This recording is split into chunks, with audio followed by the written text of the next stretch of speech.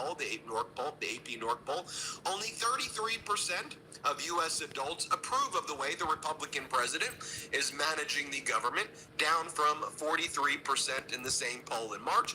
Independent approval from independents dropped from 38% to 25%.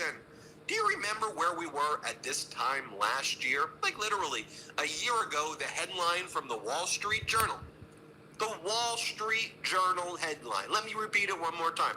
The Wall Street Journal headline said, the next president inherits a remarkable economy. Hey, tea sippers. Hey, baby. Where do we begin? Oh my God. What's that song? Bishop Martin, the floodgates of heaven, let it rain. Open the floodgates, baby. Let it rain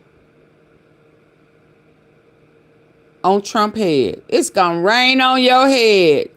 It is so much. I was listening here, listening there.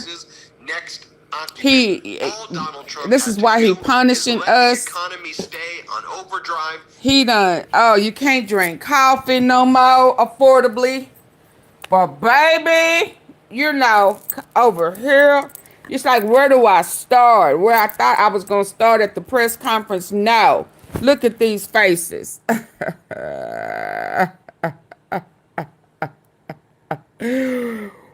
baby, look at them faces.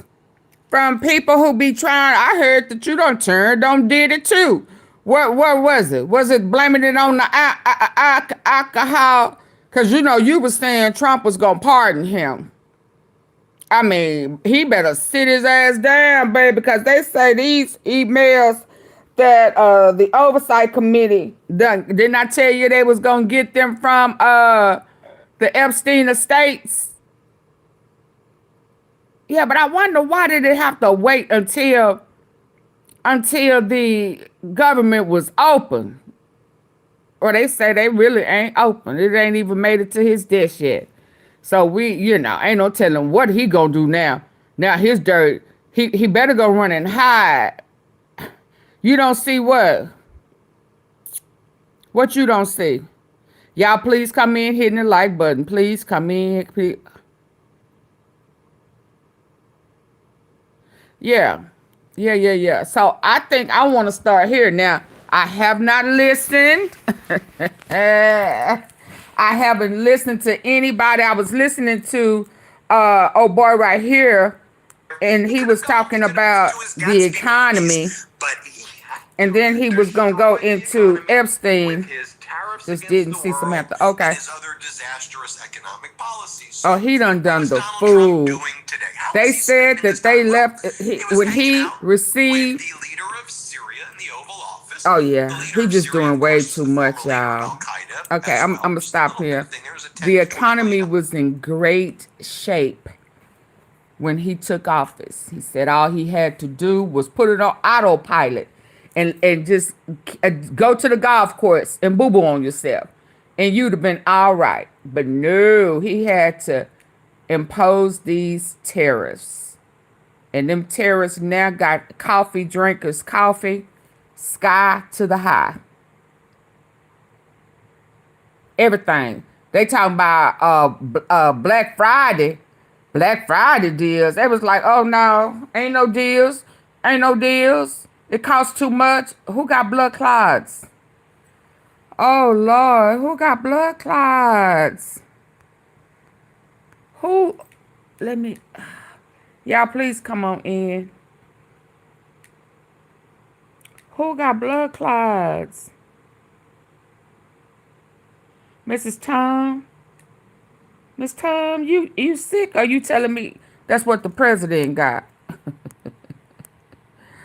Oh, I hope. I see blood. Who got blood clots? Nobody hoping for none. Oh, okay. Whew. Lord, thank you. So, listen, let me start here because I do got some work to do.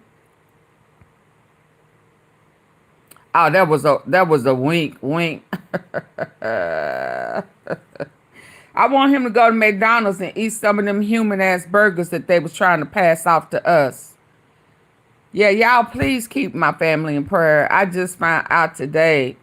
I don't know why some of my messages and stuff are not coming through fully. I probably need to go in there and delete some pictures and stuff I've done snapped.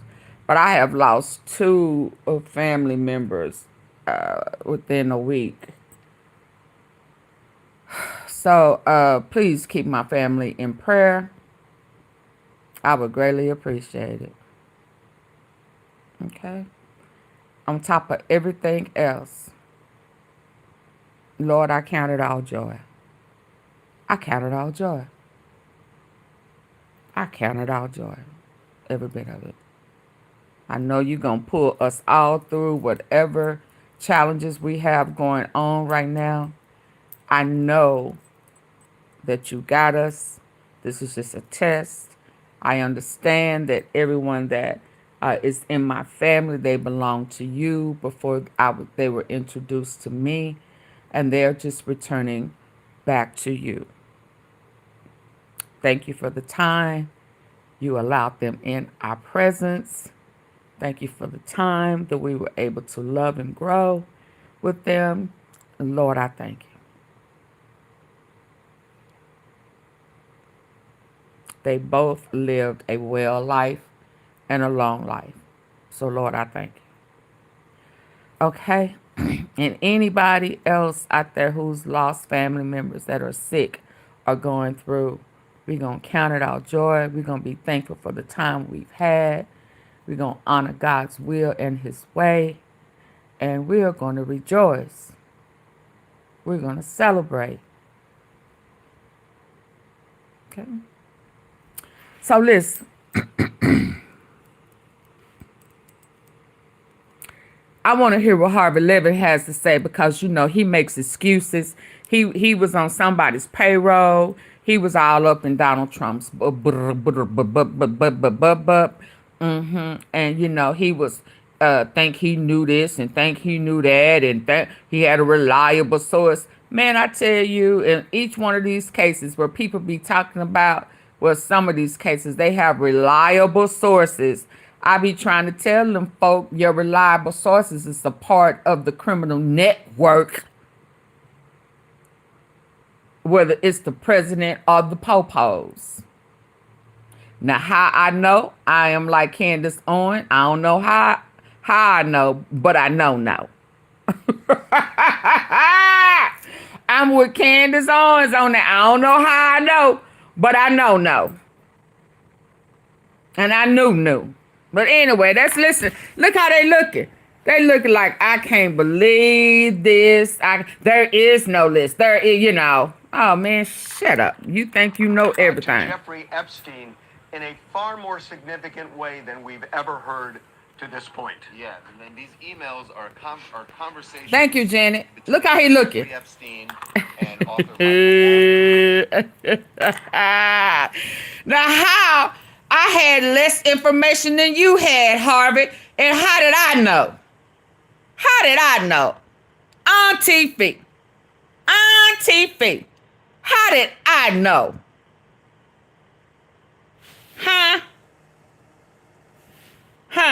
Yeah, something ain't right with you. You got me looking at you with the side eye, Harvey, because you should have known. And it shouldn't have had, you didn't think it was going to all come out. You thought that he was going to keep it covered. Oh, you wasn't counting on the Epstein estate to let it slip out. Oh, you didn't realize that Michael Wolff wasn't playing. I told you how Michael Wolff knew and wasn't playing. Oh, he had a connection with them, the estate people. Oh, okay. I mean, I think I knew more than you did, sir, but listen. To Jeffrey Epstein in a far more significant way than we've ever heard to this point. Yeah, and then these emails are conversations between Jeffrey Epstein and author Michael Wolff, as well as Ghislaine Maxwell. So let's start with 2000. The one who living it up in prison. The Republican debates on CNN. Michael Wolff, the author, told Jeffrey Epstein that he was concerned that they might. He had heard, actually, that CNN would ask questions. Thank you, Janet. About Epstein to Donald Trump. Right. Mwah. Donald Trump about his relationship with Epstein, and Epstein responds to Michael Wolff's bringing that up, and Epstein says, if we could craft an answer, what should it be? Now listen to this. By the way, Wait a minute, what? Mr. Epstein who? I told y'all Michael Wolff wasn't playing. I told y'all. Donald Trump about his relationship with Epstein, and Epstein responds to Michael Wolff's bringing that up, and Epstein says, if we could craft an answer, what should it be? Now listen to this. Which, by the way, we should say, makes it clear that Epstein is saying, if I could get information to Trump on how to respond to that question, what should it be? Well, if it were simply Well, that kind of sounds similar to when Epstein reached out to Ghislaine Maxwell and asked her, well, which one of these charges should I accept? I mean, for wording's sake, which one was better? I mean, it was perfectly crafted. I mean, I don't know no criminal that gets a chance to rename their charges to make it seem like it wasn't as bad as it was, or it don't sound, I don't know. I ain't never heard of that. So this is what it sounds like to me. How should I craft it? Just say it, nigga. We know that you was in there with that girl. We set it up. And she was a minor. I'm sure it's that one girl, that Katie Jackson. Yeah. The one that left that stain on your pants. Not that doodle stain, but that other stain. You leaking. Yeah, you leaking with excitement. Yeah, you came to a icing ending on the cake. Yeah, that one. Well, if the truth was simply all he knew, what he just knew and socialized with Epstein, you wouldn't be concerned about crafting an answer. Right. You craft an answer when there are things you don't want to say or shade or avoid. Now listen to this. Wolff sends back to Donald Trump this. This is a quote. No, Wolff sends back to Epstein, excuse me. Wolff sends back to Epstein. This is a quote.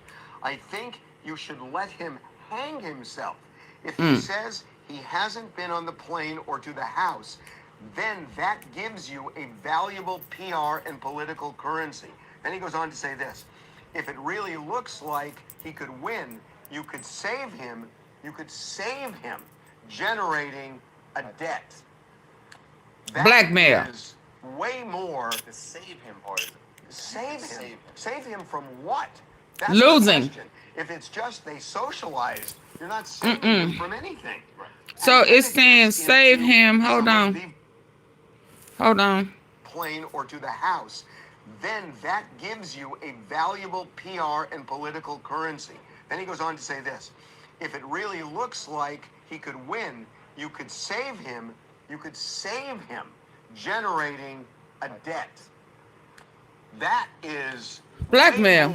The save him part is it. Save him. Blackmail. Because if it came...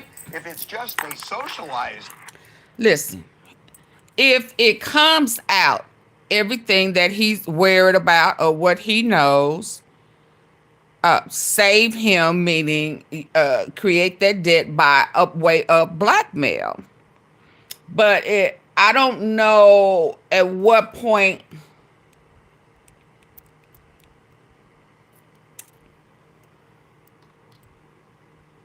Yeah, see. So it sounds like possibly Wolff is the reason Trump snitched on him with the feds. Because his saving him and the debt was the blackmail him right before the election, right? So if he blackmailed him, is why he went and snitched on Epstein, and then the investigation started, and then he was detained. That's the saving him. Saving him is to blackmail him, and creating a debt is, of course, money. Save him from what? That's what he was That's the notorious question. for. If it's just they socialized, you're not saving him from anything. Right. And then it gets into some of the victims. So Victims. Because this is 2019.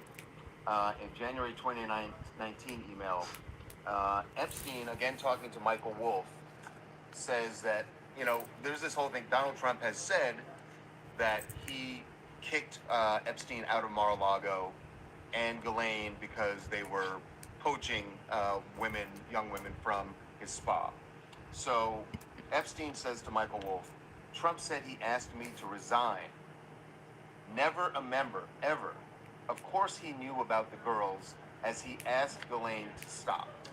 And if you have any question about whether Ghislaine and He asked Ghislaine to stop what?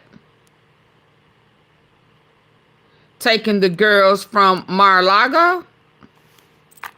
Because they were poaching young women from his spa.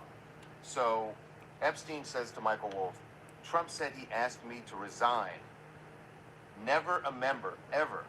Of course he knew about the girls, as he asked Ghislaine to stop.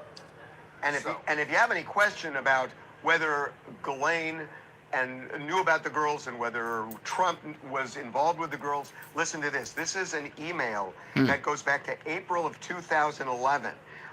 This is Epstein dropping Trump's name to Maxwell in an email. Here's what he said, quote, I want you to realize that dog that hasn't barked is Trump.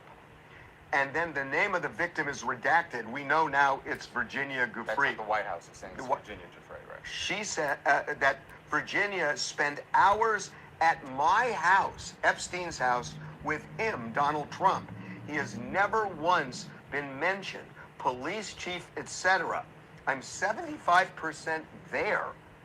Don't know what that means. I don't know. The what he's 75% suggesting there. But he's saying that Virginia spent time with Donald Trump, not at Mar-a-Lago, but at Epstein's house. Now, the White House has responded to these emails and said, Virginia, and this is true, Virginia Giuffre said that she had spent time with President Trump, but always said that he was nothing but kind and didn't suggest that there was anything criminal that he did.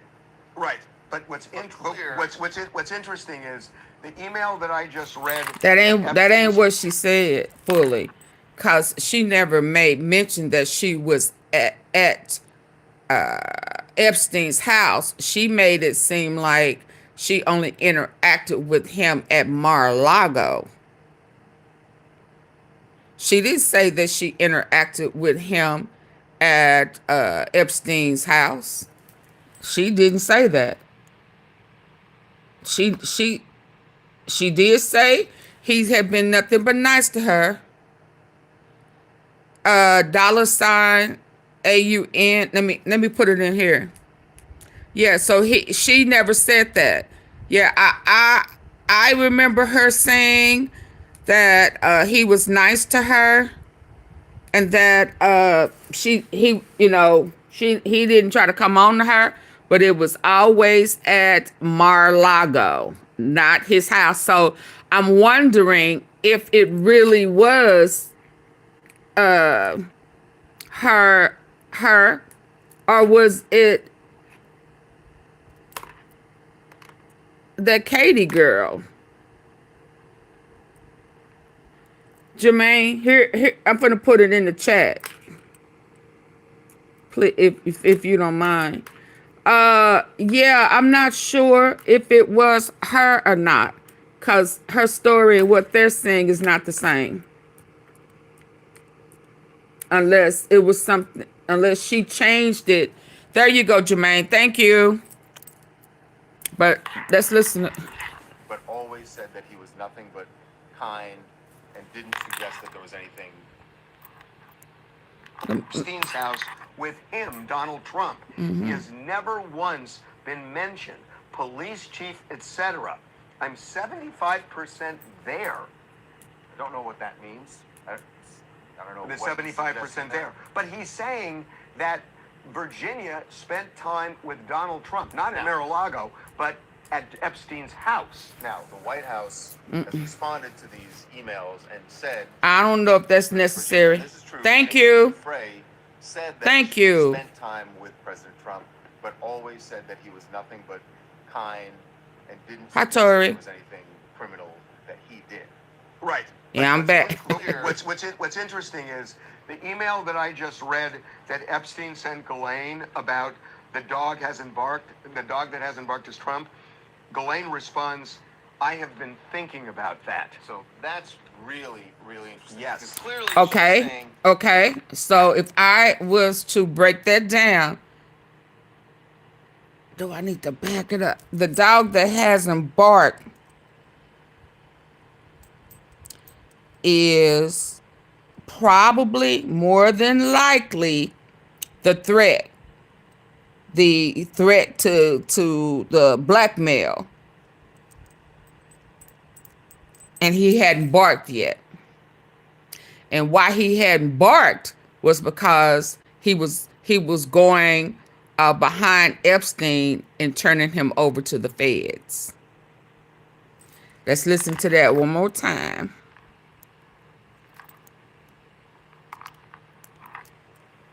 January 29th, Hey, Clarinetta. email. Epstein, again talking to Michael Wolff, says that, there's this whole thing Donald Trump has said. Thank you.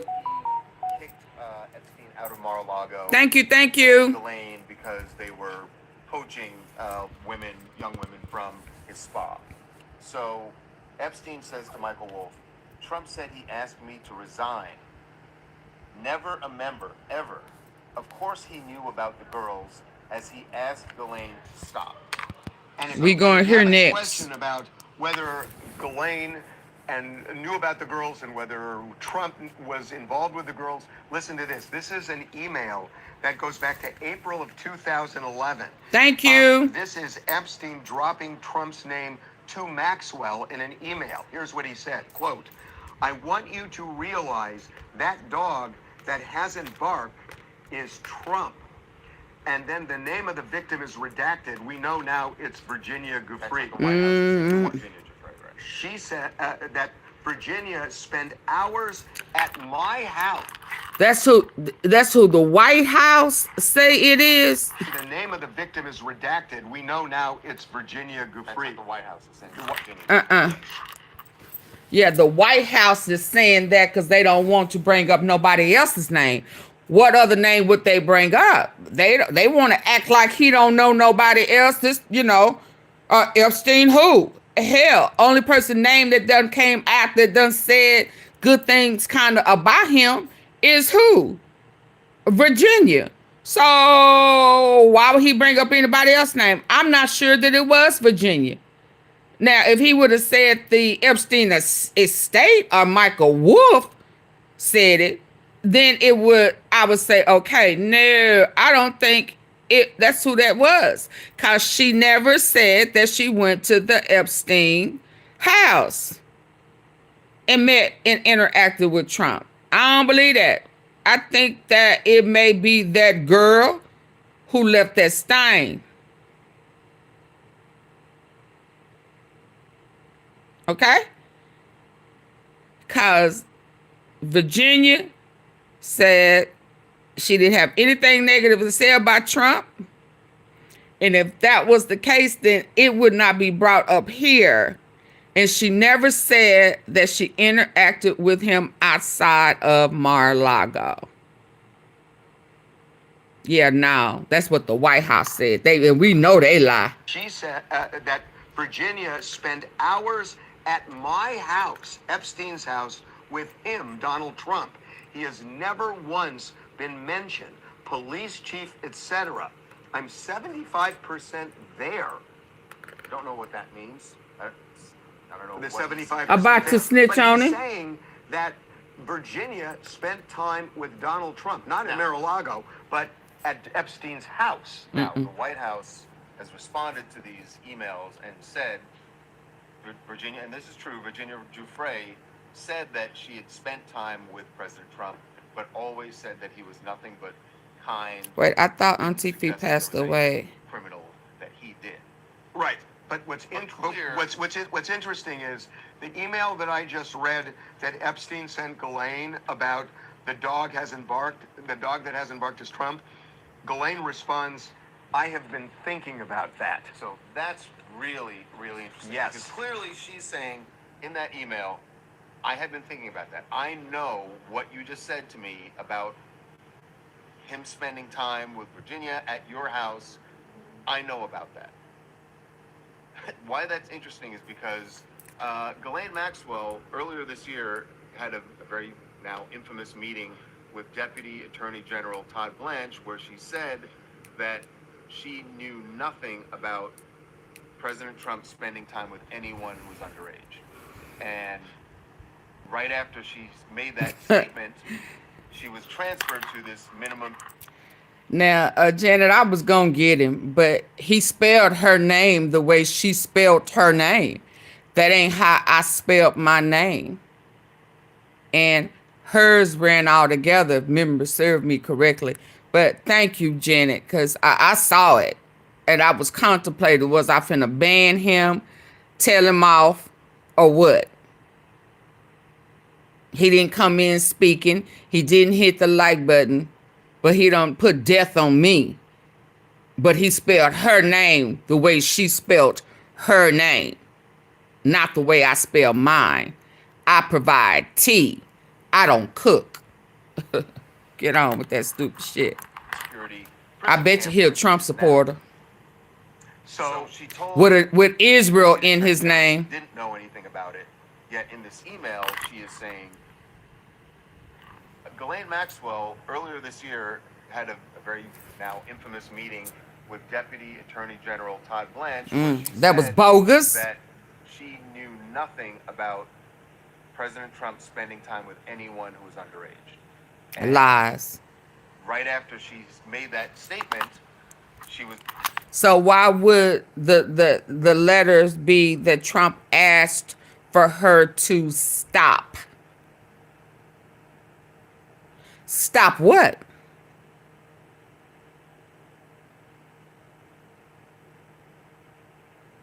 Stop what?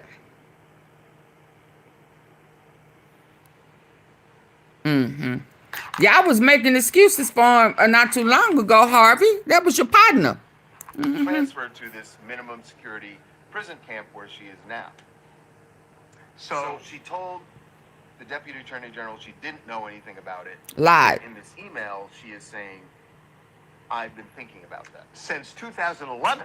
Mm-hmm. Since That was in 2011. 2011. So, look, these emails, which are not really part of the Justice, we don't know. They may be part of the Justice Department file. We don't know because. No, so the House Oversite Committee said that these were received by subpoena. They subpoenaed the Epstein estate after his death. Right. In 2019. Now, we don't know whether these are part of the Justice Department file or not, but that file is now headed for release, I think, with the swearing in of the Arizona Congresswoman today. Yeah. And once that happens, the file is going to be released. But the White House is calling BS on all of this. They're saying that this is just Smear campaign by the Dems and that taking away from Trump's historic accomplishments. What historic There is accomplishments? something here that why in 2015, ahead of the debate, is Epstein trying to craft a statement? He uses the word craft. Craft a statement essentially about Epstein's relationship with Trump. That And he is already, hold up, and let us not forget that he said to Wolf that he could destroy both candidates if he told what he knew about Trump and Hillary at that time. But what he's talking about the dog is because he went up under Epstein on that property that he showed him the property because he wanted to relocate or redo a pool, reconstruct a pool. Trump saw it and saw the opportunity, knew the numbers, knew what he was planning on bidding. That's why you shouldn't tell everybody everything. Especially if you know they dirty. Especially if you know they shiesty. Yeah. So he a dog because he went up under him and stole that property from him with money that he did not have. And Epstein knew his finances. Knew that he was bankrupt. So they both trusted each other with their personal information. So he knew that Trump could not afford it. So that meant that he had to be stealing money from somewhere. And that was how he was blackmailing Trump. And so when he didn't hear from Trump, the dog ain't barked yet. He ain't said nothing. He ain't responded. He ain't moved. He just laying there. But he about 70% there with whatever deal, whatever he was planning to do. And he was waiting to hear back from Trump. He didn't hear back from him because Trump went to the feds and told about the minors. And then he was raided shortly after. I know. So stop listening to me, John. Get out. Bye. Y'all say bye to John. Yeah, I've been right all along. I knew before they knew. My story ain't changed. Isn't that the funny thing about it? They always come over here trying to tell me what I don't know. And what they are learning now, I've already talked about it. See how that works? And this is what irritates me because they don't want to hit the like button. And they're going to go someplace else, tell me I don't know what I'm talking about, and repeat the same shit I done said.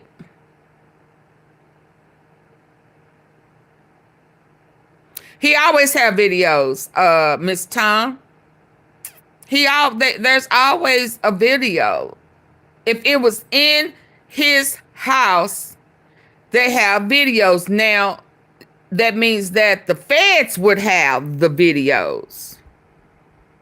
So, do the feds have videos? And it's, I mean, because you know, Miss Tom, we done been all up in his house, child. And each one of them floors he went into, and almost every other room had video cameras in it, and a computer, printer, and everything else, shredding machine and everything else. Now, do he have copies is the thing, because, you know, the FBI and the feds went in there and cleaned it out. So now do the estate have videos?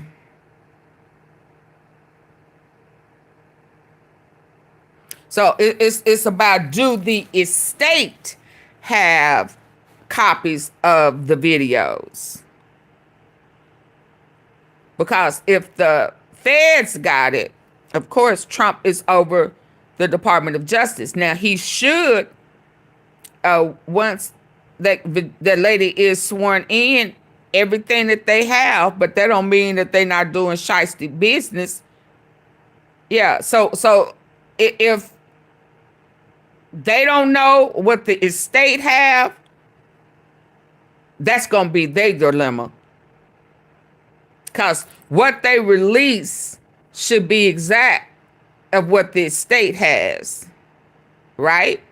And anytime that they shorthand something, the estate should be able to come in and say, no, there's more to it. Yeah, they're not releasing all the evidence. So that part of it is going to remain to be seen. Let's move on to the next person. Oh, yes, indeed. Now, I'm just trying to figure out, why did they wait? Why did they wait until now? Because they could have been, maybe, Oh man, I don't know. Hold on. Let's see what else they let's see what old girl is saying.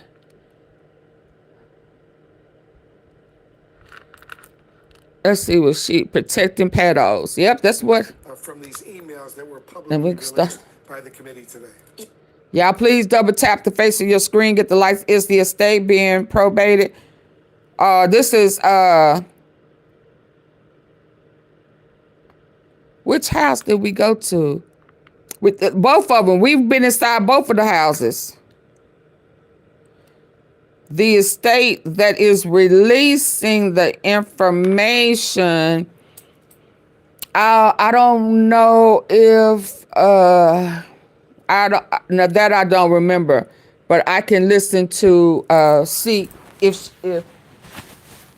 Crockett is going to mention it. Hold on. JC Vacation, just realized that the dog, let me see, J-Mag. Hold on. Let's go to this.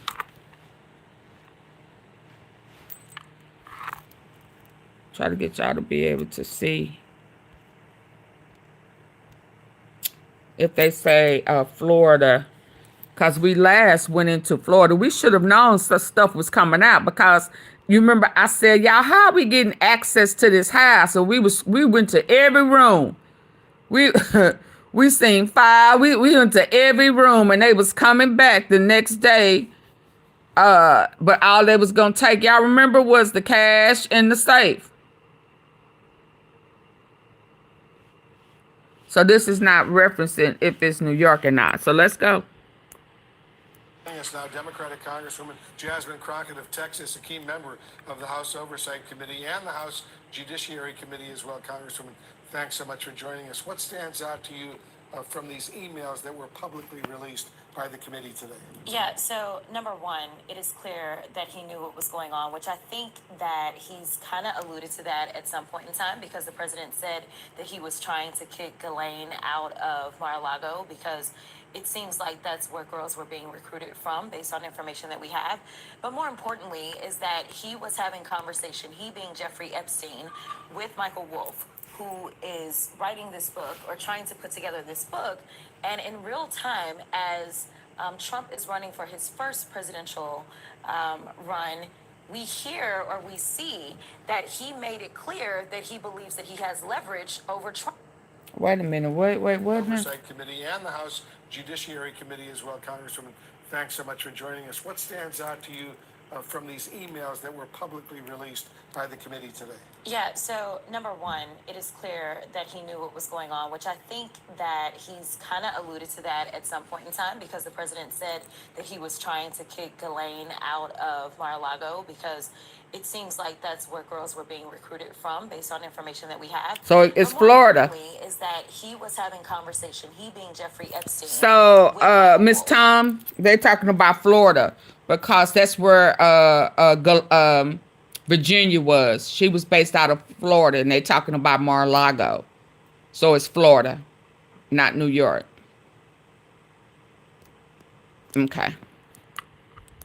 Who is writing this book or trying to put together this book, and in real time, as Trump is running for his first presidential run, we hear or we see that he made it clear that he believes that he has leverage over Trump.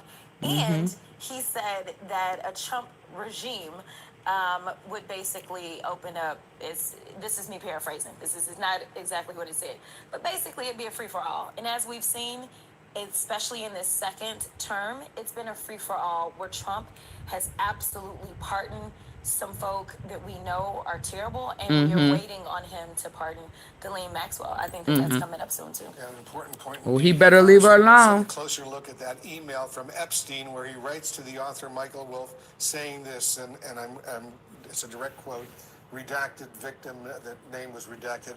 Mar-a-Lago. Trump said he'd asked me to resign. Never a member ever. Of course, he knew about the girls as he asked Ghislaine to stop."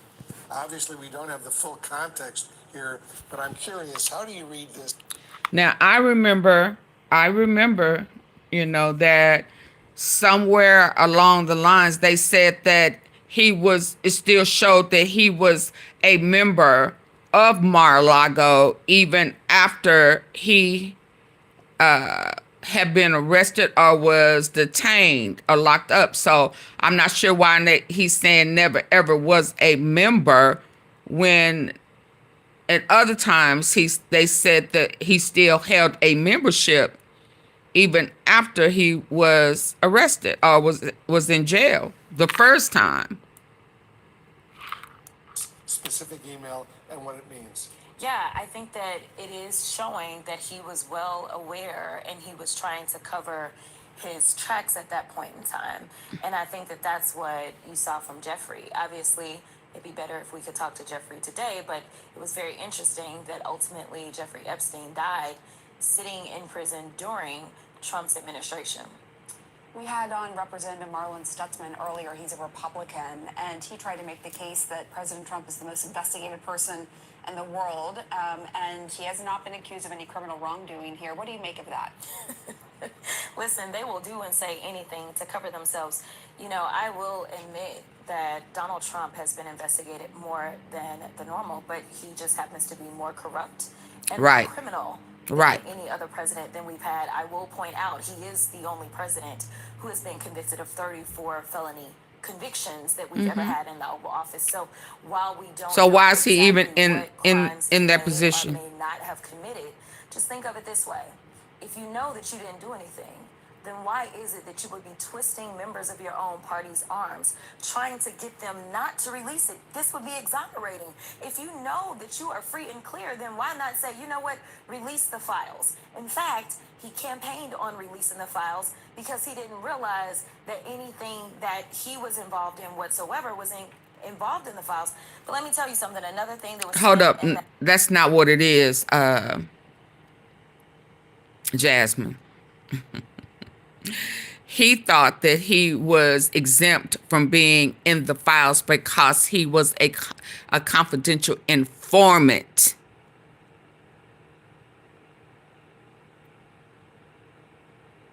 Because he was a whistleblower. Okay? So he thought that he wouldn't be in it because he was the I don't know at first if he was anonymous, but at some point he went in and he was helping. Remember, the victim's attorney said that Trump even helped him for the females to prosecute Epstein. So he didn't think he was in them because he was the whistleblower. And then is when it was redact his name, take everything. They hired 1,000 people to go in and redact the whistleblower's name. Hello, good people. Where Tori? Tori, can you tell them I'm good at this?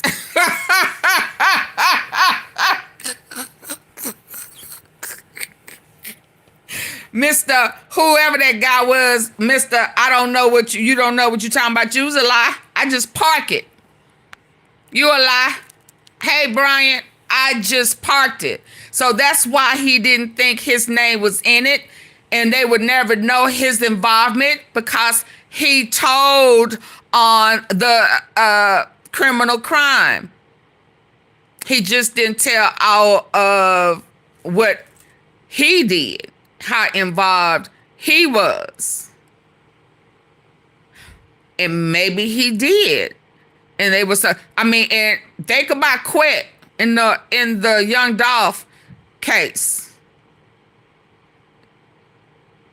All them 50 million motions and take his name out because he was what?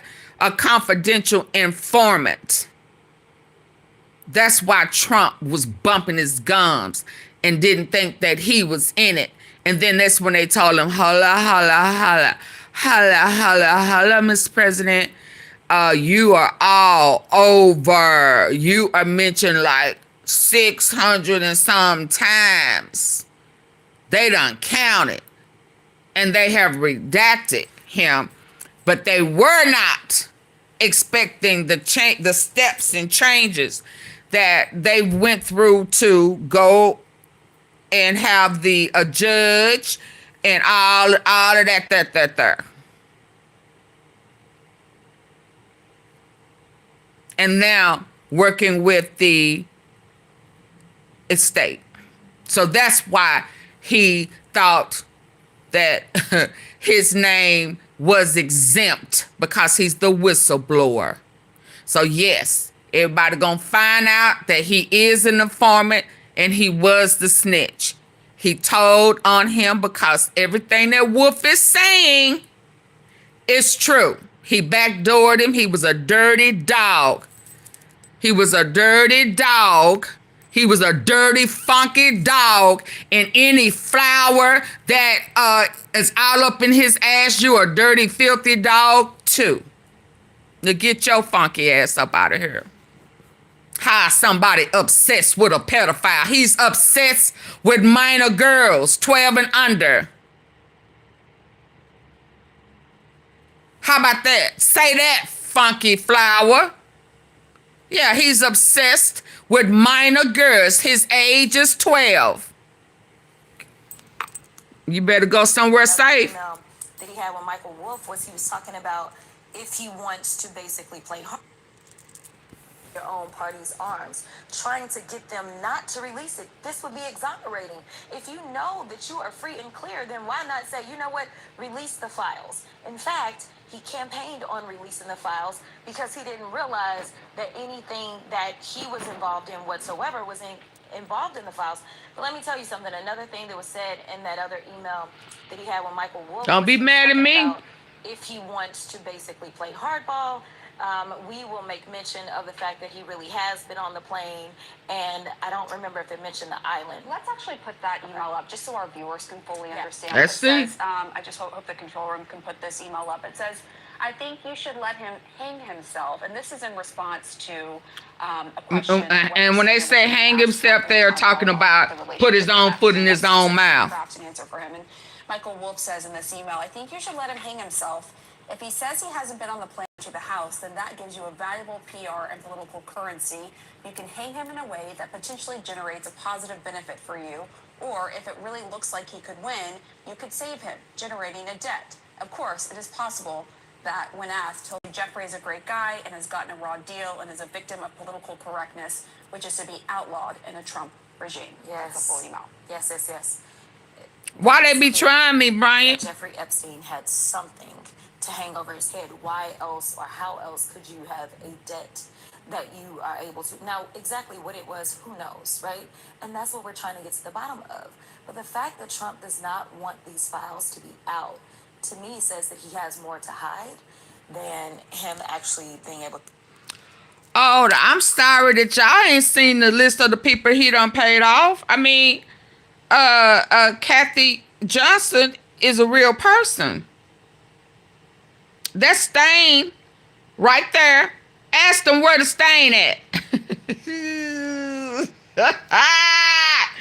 Is that stain on his leg? Is the stain on the hem of his pants? Where that stain at?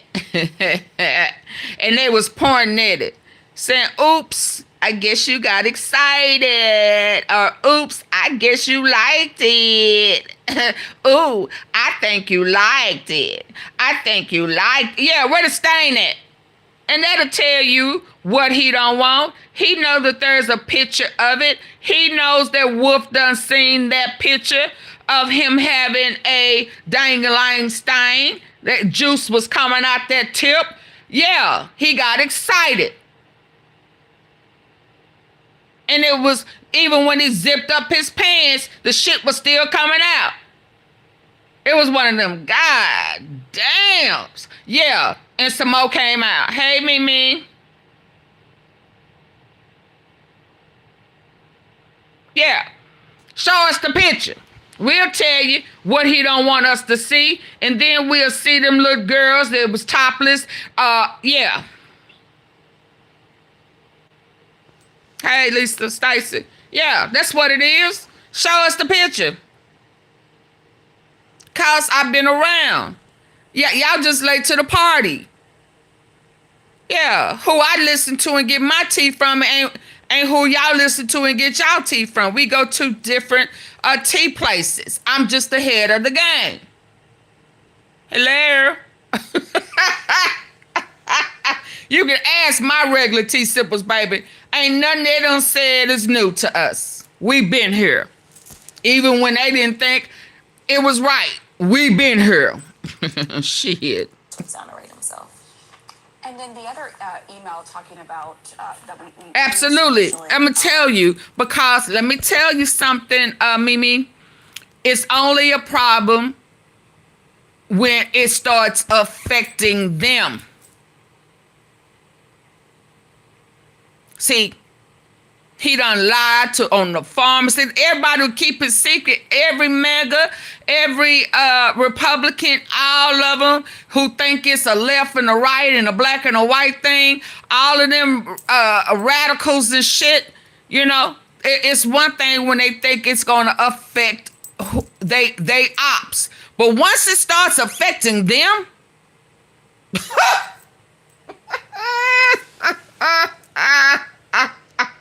what they should have already cared about, now they care about. So it's coming out now because how he's acting. Now he done had who's the other guy? He done made deals with Qatar. It's coming out that Candace Owens is right, and that they was involved. They not quit. It's a whole bunch of stuff. Pro-Israel people are really Christians are really beginning to realize that they've been playing in Christians' face. A lot of whitewashing, a lot of lying, a lot of playing with God, that the pro-Israel don't have nothing to do with Esau and Jacob. So, okay, so if it don't have nothing to do with Esau and Jacob, and it really ain't about a land, okay, so what is it really about?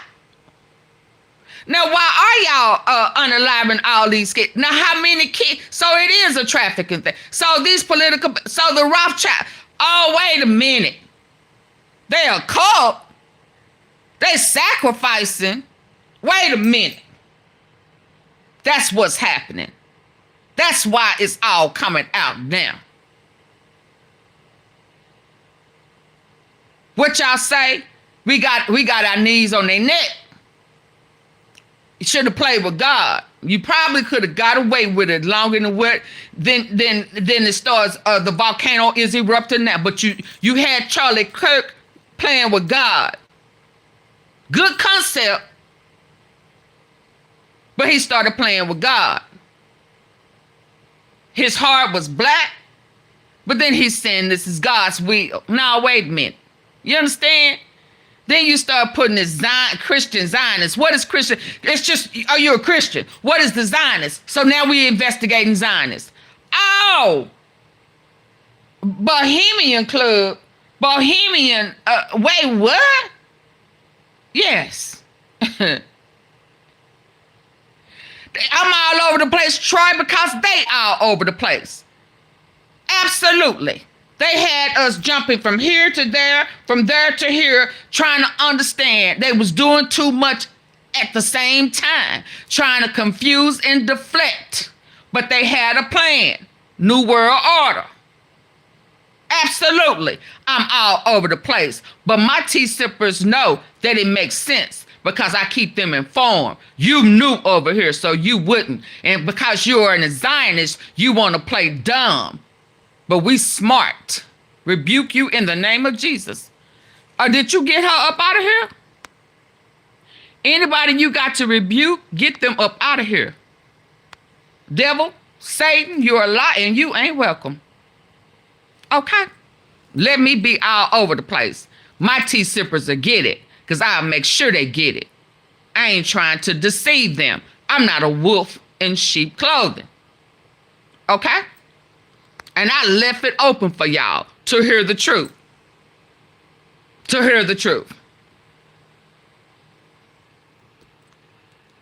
And now I don't need the 2K So I can be really bribe. precise here, but It talks about how Epstein is emailing Maxwell saying that Trump was with a victim at his house for several hours. They gonna tax it anyway.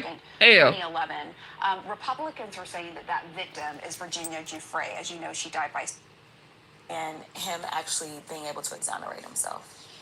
And then the other email talking about that we used initially, I'm just trying to find that email so I can be really precise here, but it talks about how Epstein is emailing Maxwell saying that Trump was with a victim at his house for several hours. This is an email from April 2nd, 2011.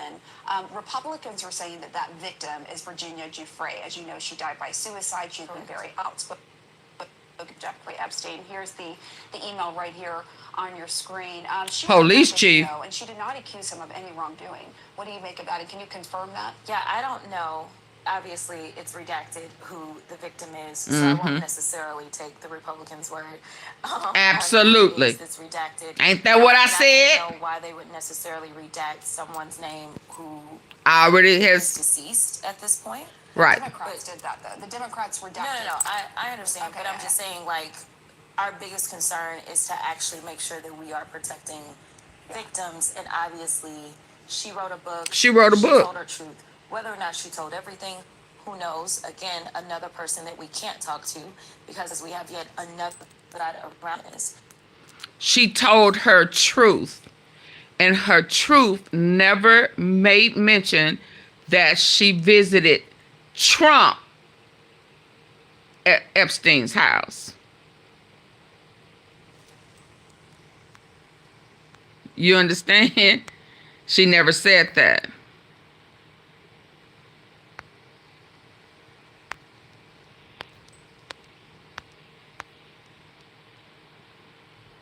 Lisa, you think I'm all over the place too? Are you agreeing with Troy, Lisa? Here we go.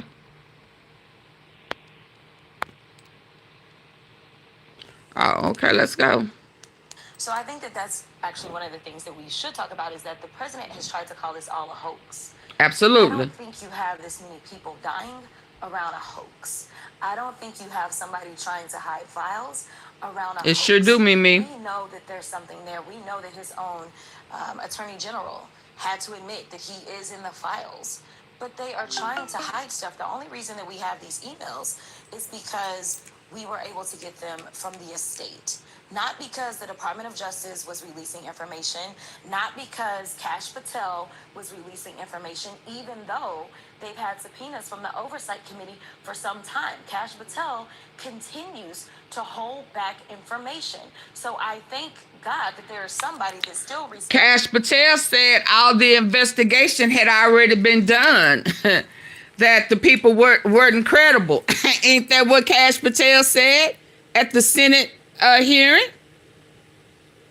Ain't that what he said, Fred? He said that the president wasn't mentioned. Ain't that what he said, Fred? Yeah. So Kash Patel is a liar. Yeah, they all got egg on their face. Every last one of them. Egg. A rotten egg. A funky, nasty, stale egg. Yeah. The law and still respects subpoenas in this country, but it's not the people that are empowered to do it, the people that actually conducted the investigation. Imagine what we may discover if we Oh, yeah, he do need to hit the like button. Versus getting something from an estate. Well, but we should also note that the head of the Oversight Committee is a Republican. Files. But they are trying to hide stuff. The only reason that we have these emails is because we were able to get them from the estate. Not because the Department of Justice was releasing information, not because Kash Patel was releasing information, even though they've had subpoenas from the Oversight Committee for some time. Kash Patel continues to hold back information. So I thank God that there is somebody that still respects the law and still respects subpoenas in this country, but it's not the people that are empowered to do it, the people that actually conducted the investigation. Imagine what we may discover if we got the investigatory information versus getting something from an estate. Well, but we should also note that the head of the Oversite Committee is a Republican. It's Republican. The chairman is James Comer, and he is the one who is issuing these subpoenas. Well, let's be clear about this. Okay. This is not something that he wanted to do. This was a subcommittee, remember? It has been the Speaker of the House who has consistently tried to avoid this by shutting down the House. So what the Speaker did is he sent us out on an early recess, but before we left, it was a subcommittee of the Oversight Committee that actually did the motion for the subpoenas, and the Democrats kept pushing, and some Republicans actually joined with the Democrats. This was not led by James Comer. Like Marjorie Taylor Greene. Marjorie Taylor Greene, I don't know if she's on that subcommittee, Okay. but Nancy Mace is on that subcommittee for sure. She's actually the chair of that subcommittee. This subcommittee, the ranking member is Summer Lee. So it was that subcommittee. So this was actually the tail wagging the dog. I just want to be clear about that. And ultimately, the chairman had a vote that was bipartisan, that was the majority, and he had to do it. But whether or not they have been like slow rolling this, there is no question about the fact that they have. And you have had Marjorie Taylor Greene, I believe Thomas Massey. It's been some Republicans who want the full floor vote on this. Yeah, we've got four. Hey, Mimi. 4 out of the 219 Republicans, yes, in the House. The rest of them seem to be okay with being complicit with protecting pedophiles. You know, it's interesting. A CNN poll from last July showed that 50% of Americans were feeling dissatisfied about the amount of information released on the Epstein case. Did that have any influence at all on your decision to make these emails public today? No, I mean, ultimately what's happened is, obviously, again, we've not been getting anything from the DOJ. Instead, it's been the estate of Epstein. And so as they've been turning things over, it takes staff time to review those documents and things like that to make sure that we've got something, number one, of value to the public. There's still additional information. I want to be clear. We got way more than 3 emails. But in their cursory review, they were able to say, okay, here are 3 emails that we think are of value. We do anticipate that there will be more that they will find that will be of value. They will go through the redaction process. They will also consult with the Republicans before we release anything. So it takes a little bit of a process. But I will say again that the estate seemingly has been more participatory than our own Department of Justice, who we actually oversee. So where do you think all of this is heading? Good question. I don't know, but hopefully it will start with the swearing in of Adelita Grijalva, as they have been avoiding that. Again, the House was shut down over that. I'm sure that the president has been making calls trying to get one of the 4 Republicans that did sign on to the discharge petition. I'm sure he is begging and threatening to get them to pull their names off of there. I agree. They all are compromised. They called us in just for one day to work after we've been out since September. Again, we could be doing additional work. Even if this continuing resolution passes, we should be passing our appropriations bills. That's all the continuing resolution is for, it is in the meantime. But instead, it seems like they want to continue to be evasive so that they can slow walk. Because they're pedos. Because they pedos, and anybody who still backs them, follow them, agree with them, they pedos in the mind too. Okay? Any and everybody who agree with that. Mama and daddy probably done touched on them or let their uncle play with them. Okay? Why else would you be okay with that?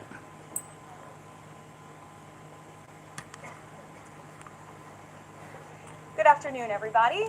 Thank you for being here today. We are going to get to my remarks and Q&A as always, but I do have the FBI director with me here, Kash Patel. You all know him well, and he's here to provide Liar 1 and liar 2. With respect to China. As you know, President Trump had a very successful meeting on his trip to Asia with President Xi.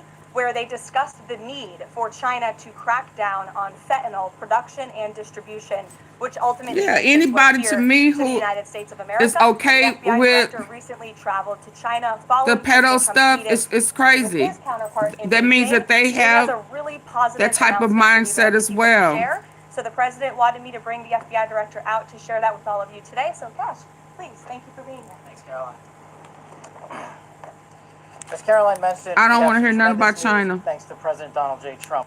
Since the Federal Bureau of Investigation and Ambassador Perdue in China, whose ground-level engagement... I don't want to For hear nothing about America, China. an estimated 5.2 million travelers have had their flights disrupted over the course, including no tax on tips, overtime subsidized by British taxpayers, and he thinks that's extremely unfair. The judge declined those requests. So this administration has done more with respect to transparency when it comes. Ms. Guthrie maintained, and God rest. Now, ooh, she's stuttering. She cannot answer, can she? I catch her stuttering. I know she talking about it. She started stuttering. She can't get her words out. A very good relationship with Prime Minister Sharma. You have been there, you've seen them. The news organization is definitely an outlet. I think these two leaders would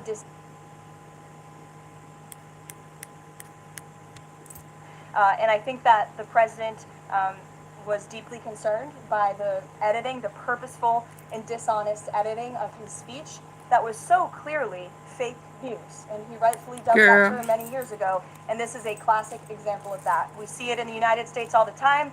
We see it now in the United Kingdom. As you know, the president's external legal counsel has filed a lawsuit against the BBC. We expect that to continue. And whether they apologize or not is up to them. Thanks for being here, Beth. Ouija.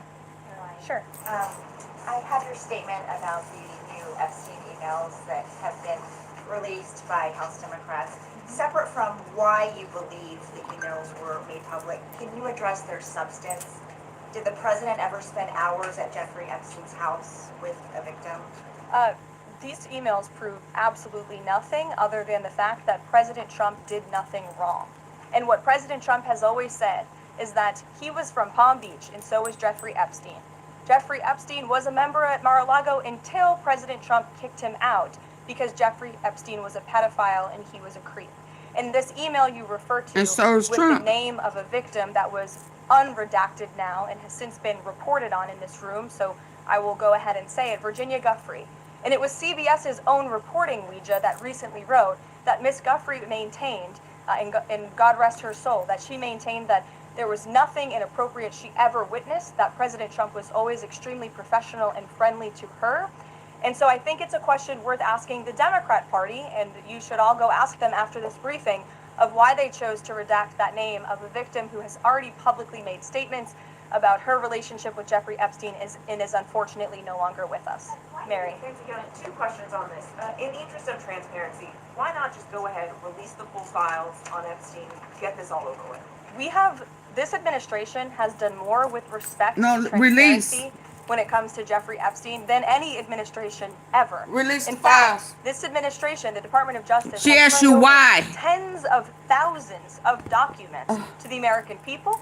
She asked you why. Cooperating and showing support for the House Oversite Committee. That's part of the reason you are seeing these documents that were released today, because of the House Oversight Committees and Republican deaths. No, she asked you why. The White House. Not the Oversight Committee. The White House. You can never answer a question. She said, why have y'all not? The same people who brought it up, the same people who said it was on their desk, the Oversight Committee didn't say that. So you cannot answer. So as far as I'm concerned, everything that you are saying is a lie and a cover-up. Still, you have no solid responses. Everybody else do, except the White House.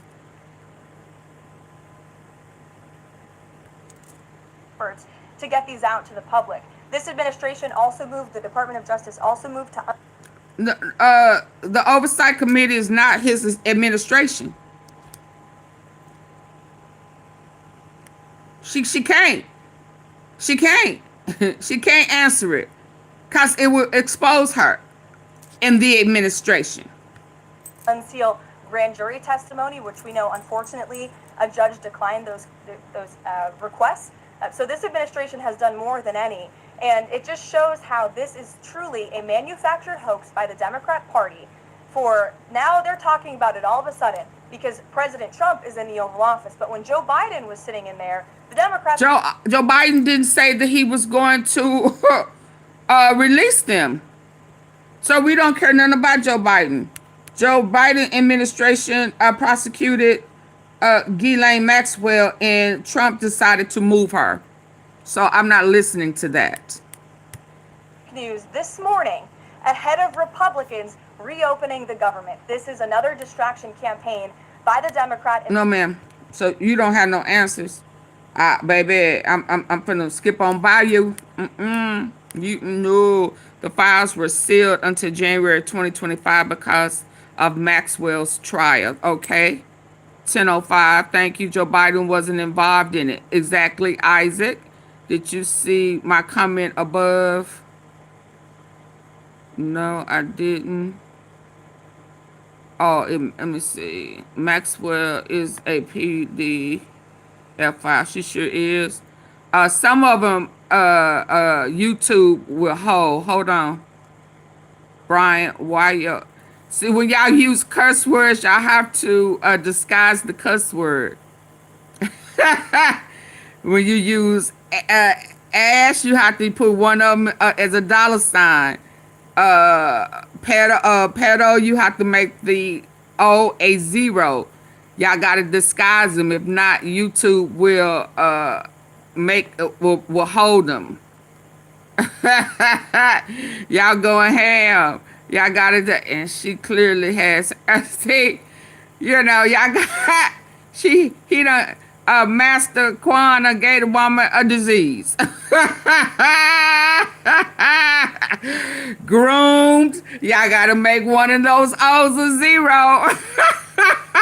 Y'all in here clowning, baby.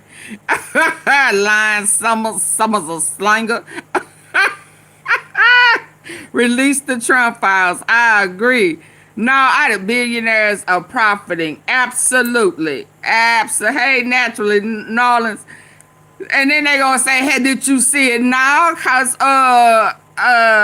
YouTube done put a hold on it, baby. No, I didn't see it, Mrs. Tom, unless it's way up there. Let me see.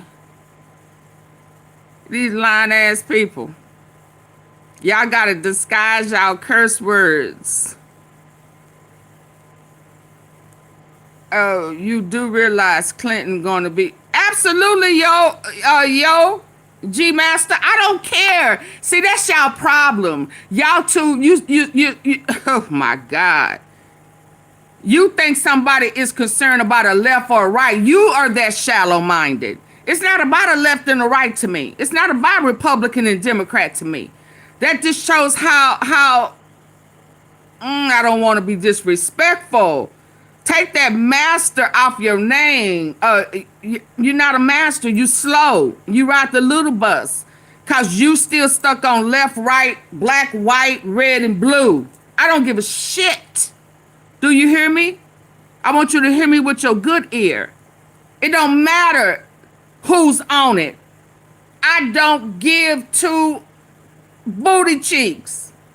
Everybody, and I do mean everybody who is involved with messing with minors. I don't give a shit who they are. I don't care. You care. Because you stuck. You stuck in the head. Yeah. So you'll make excuses of it for it because he red, or he a Republican, or because he MAGA, or because so he should get away with it. That's why you're okay with a convicted felon being in office. Because he's red, because he's MAGA. Yeah.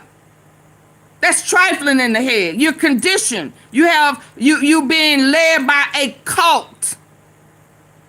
See me, I don't care. I don't care about none of that. I care about the victims. I care about the kids. Fuck them old ass men, whatever color they represent. Did you hear me with your good ear? I need for that FUCK to register to you. I don't care. Now, your mama's annoying, bitch, and she probably sold your ass, Maria. How about that? Get your ass up out of here. Yes, and I called her a bitch. Because any female who makes excuses for pedophile-ass men probably have been shared by their mama to their uncle to the mama because her mama couldn't afford to pay no rent. And so her mama pimped her ass out for rent. Okay? Okay? So don't get mad at me because your cult leader is being exposed. Patrick, absolutely. The list is coming soon. Absolutely. And I believe every last one of these people who think they're coming in here telling me off that it's okay with a PDF filer done been played with or play with kids. Let's be clear. Now, if you have a problem, leave.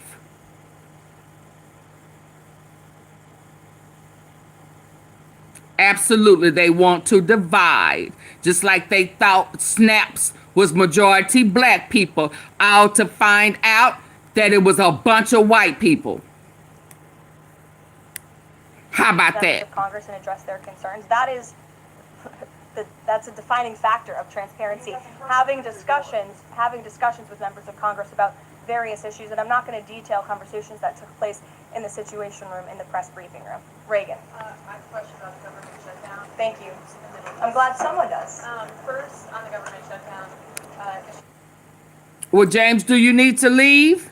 If it was too much for your ears, let me help you out. Bye. If you can't handle it, leave. It's just real easy.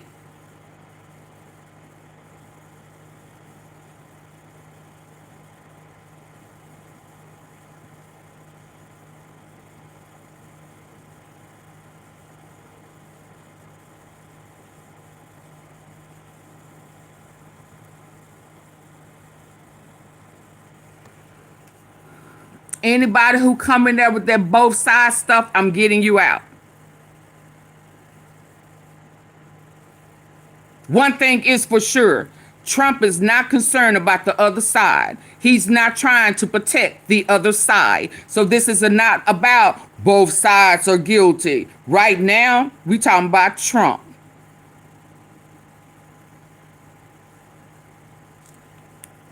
And if you can't handle it, leave.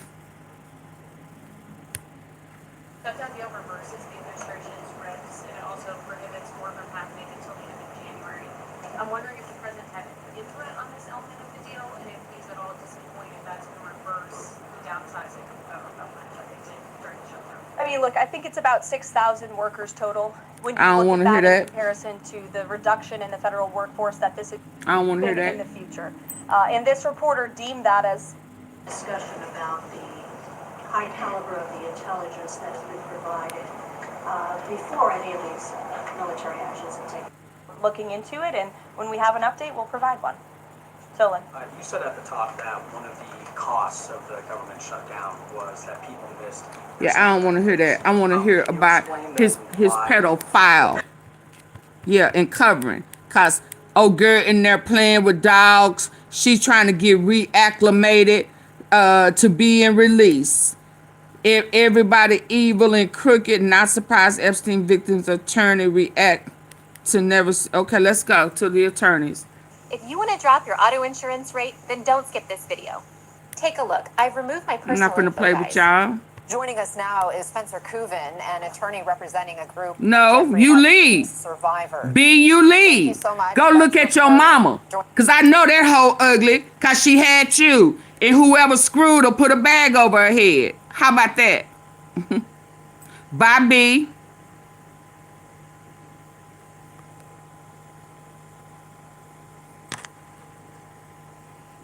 Now, I want to get down to the truth. I done gave y'all an hour to get in here and say what you had to say.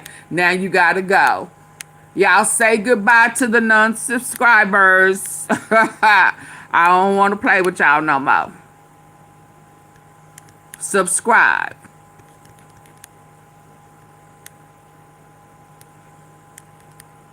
Now, y'all say bye. Bye to your guests. Tell them they got to go. Come back another day. Tell them bye.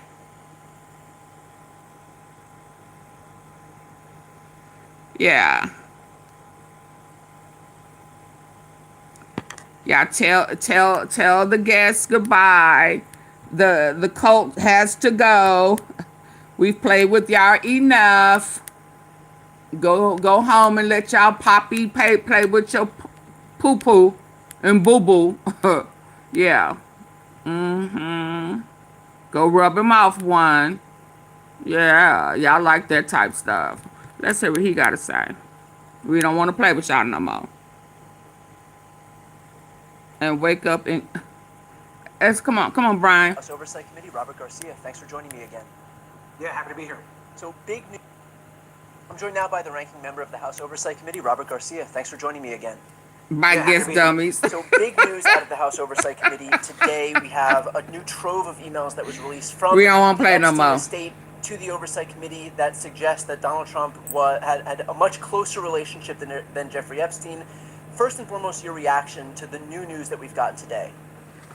Look, I think it's pretty significant. I think the emails that we put out, and there's a lot more emails coming, and we received a bunch of documents, about 23,000 pages. We've maybe put out about 20 pages so far.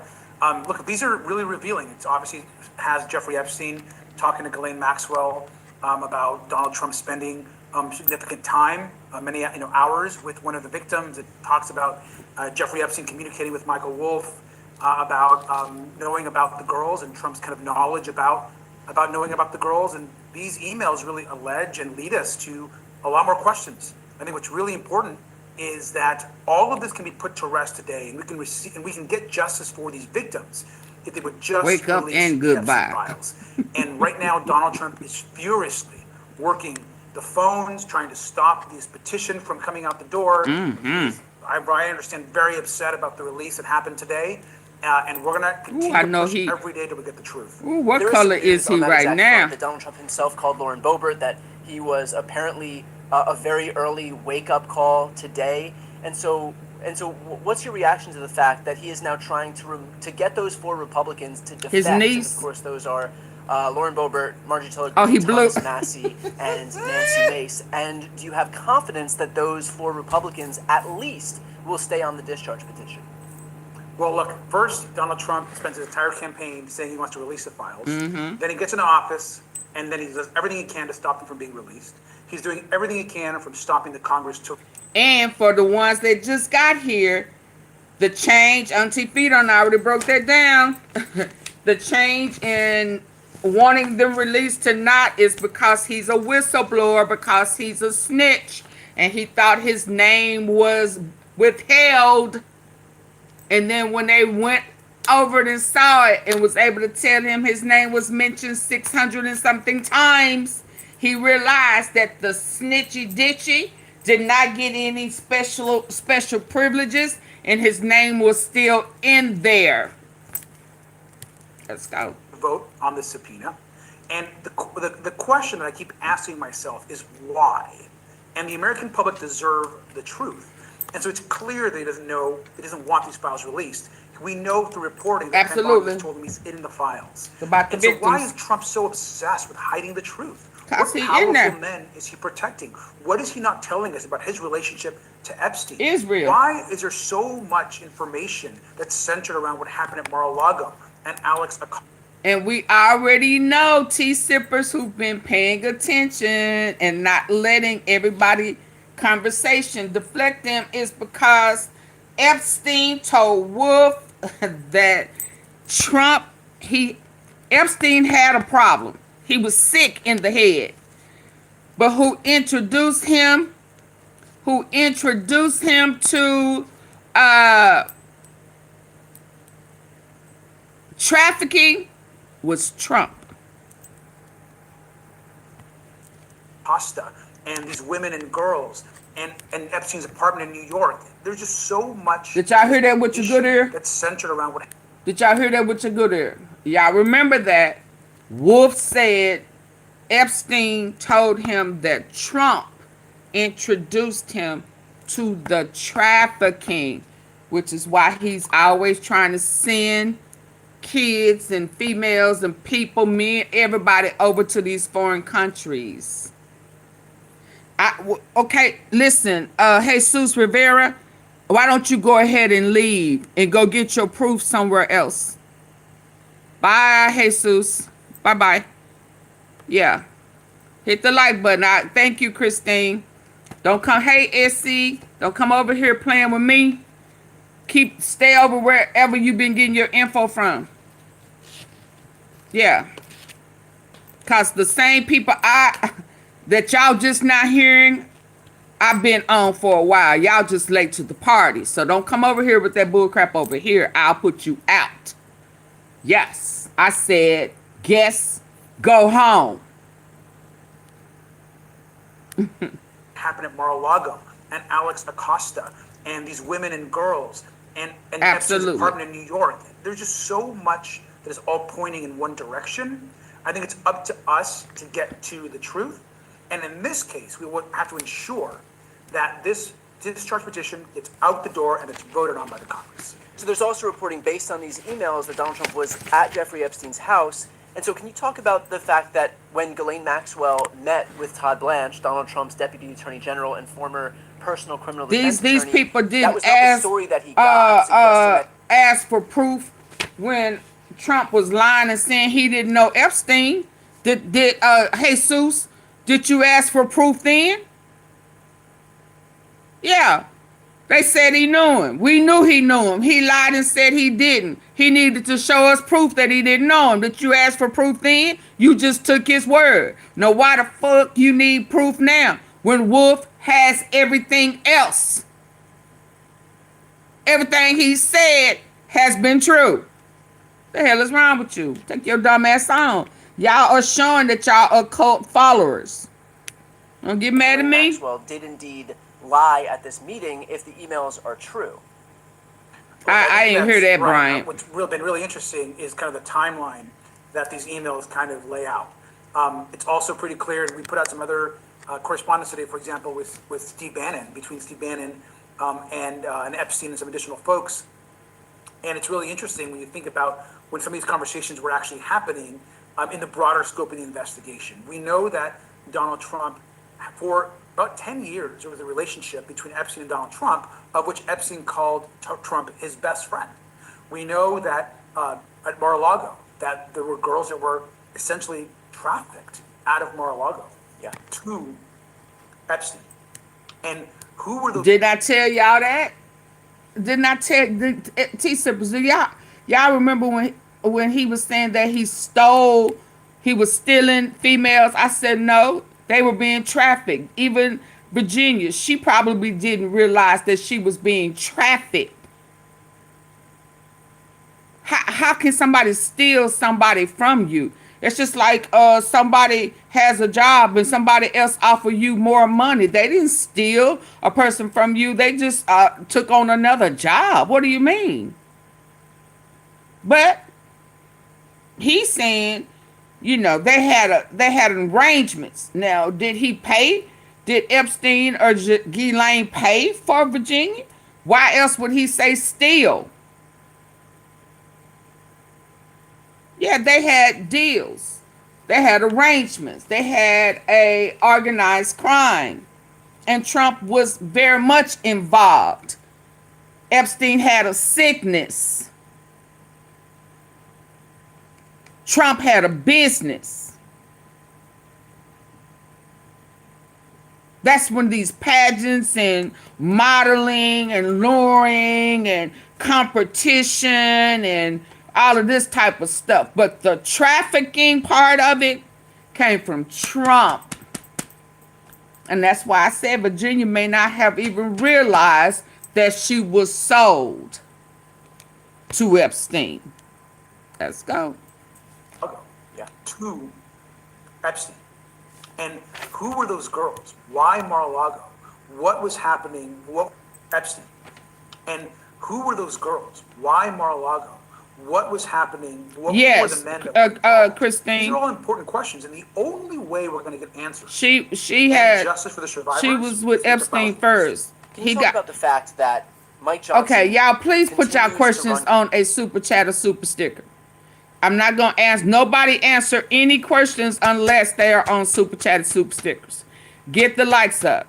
This is the last one I am going to say. I can tell you new because I've already talked about this. We talked about this in great details. There's a great possibility that that big check that had from Trump to Epstein purchasing a woman that had depreciating value, there's a good chance that that was Melania, because Epstein had her a whole year before Trump took her on and screwed her on the plane. Okay? Any other questions, please put it on a super chat, super sticker, and double tap the face of your screen. Get my likes up, or I will shut it down. Double tap the face of your screen. If you're on your phone, hit the 3 dots at the top right and hit the like button, please.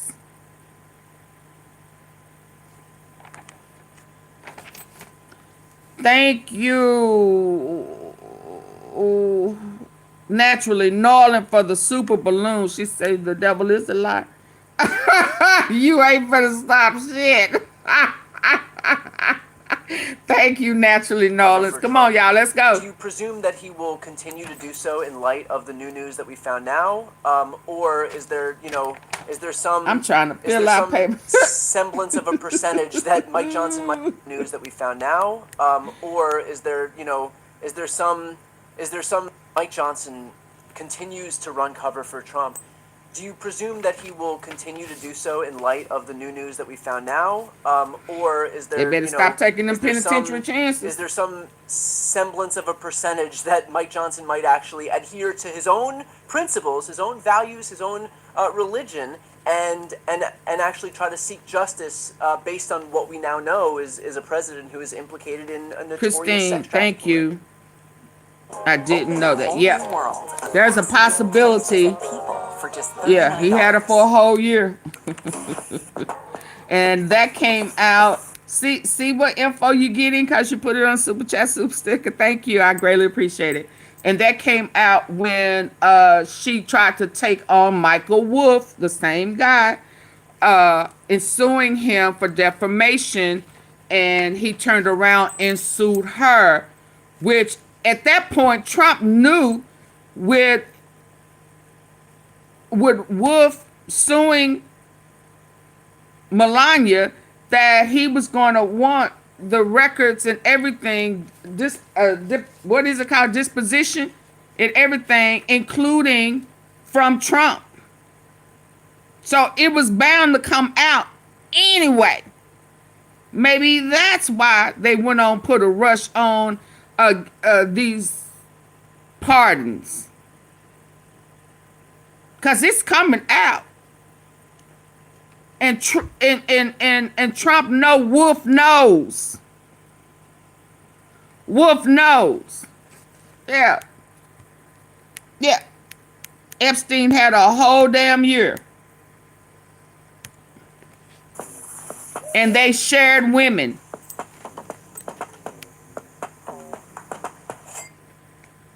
I think it's clear that Mike Johnson is covering for the White House. He's now complicit, I believe, in all this. Today, his comments today, somehow saying that, oh no, this is all being handled and that we're playing, gotcha games. I mean, give me a break.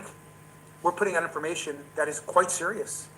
And I wish that Mike Johnson, who looked survivors in the eye when we had him here in Washington, D.C., I was right next to him when he was talking to survivors. And he promised you to get to the truth. That's not what he's doing. Lie. What he's doing is he's stopping Adelita Grijalva from getting sworn in, as he has now, as we know, for many, many weeks. What he's also doing, he's not calling on the White House to release the files. And he's allowing James Comer on the Oversite Committee to stall our investigation.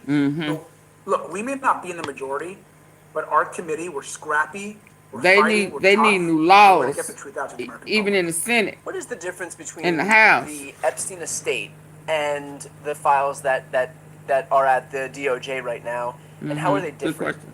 Like, well, I guess what I'm asking is, there are files that are going to continue to be released thanks to the Epstein estate, but does that include everything that the DOJ currently has? Does not. So what is likely gonna need that is that all. most of the Epstein estate emails, or many of them, are likely in the broader Epstein files Nope. that the DOJ has. So And that then is some. not vice versa. Right? Wait a minute, what the they DOJ say? has is an extensive. See, I'm trying to read and listen to. I can't do both. Not on this. Hold on. What is it the same? Most of the Epstein estate emails, or many of them, are likely in the broader Epstein. That the DOJ currently has. Does not. So what is likely is that most of the Epstein estate emails, or many of them, are likely in the broader Epstein files that the DOJ has. So And that then is some. not vice versa, right? What the DOJ has is an extensive, essentially collection of files, documents, photos, possibly videos, that we need access to. Mrs. Tom, that answers your question. So if there are videos that they have obtained from Epstein's property, then the Department of Justice has that. Cause when we was snooping in on that raid, all of what they collected and the Department of Justice have. And so that means that the state don't have it.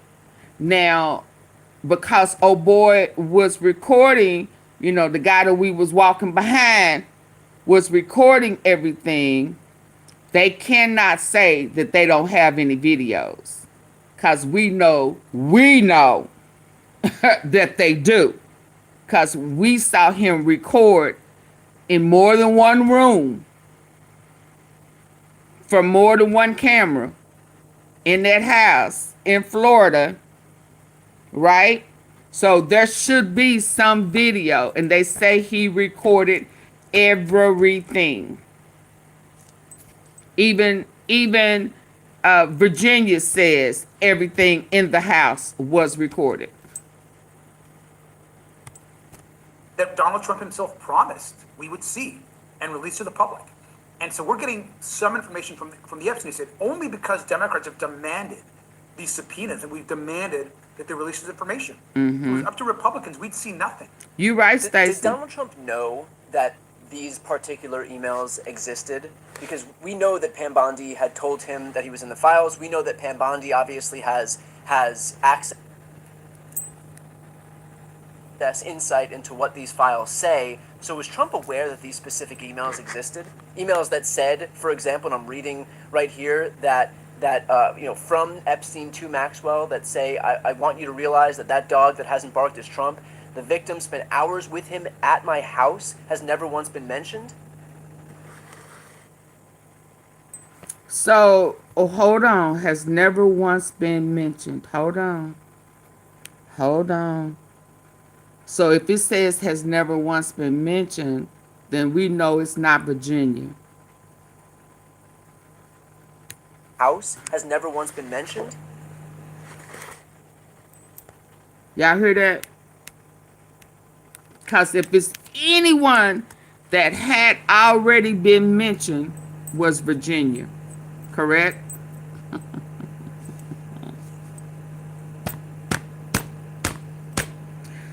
She had already been mentioned, baby.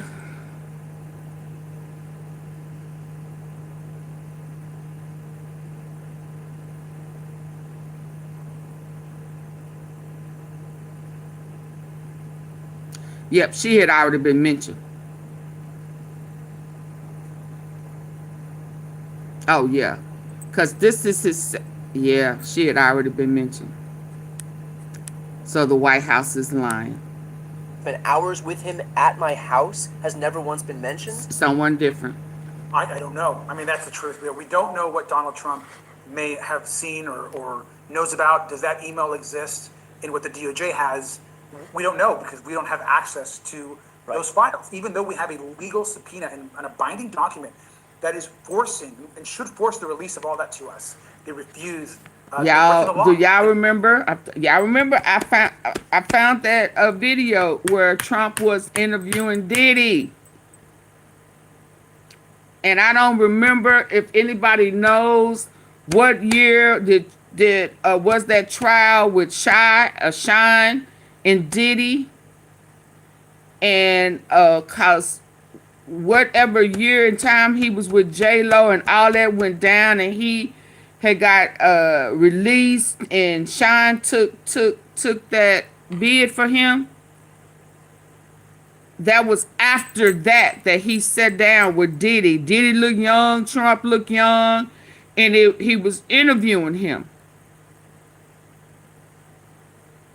Diddy is not going to tell shit.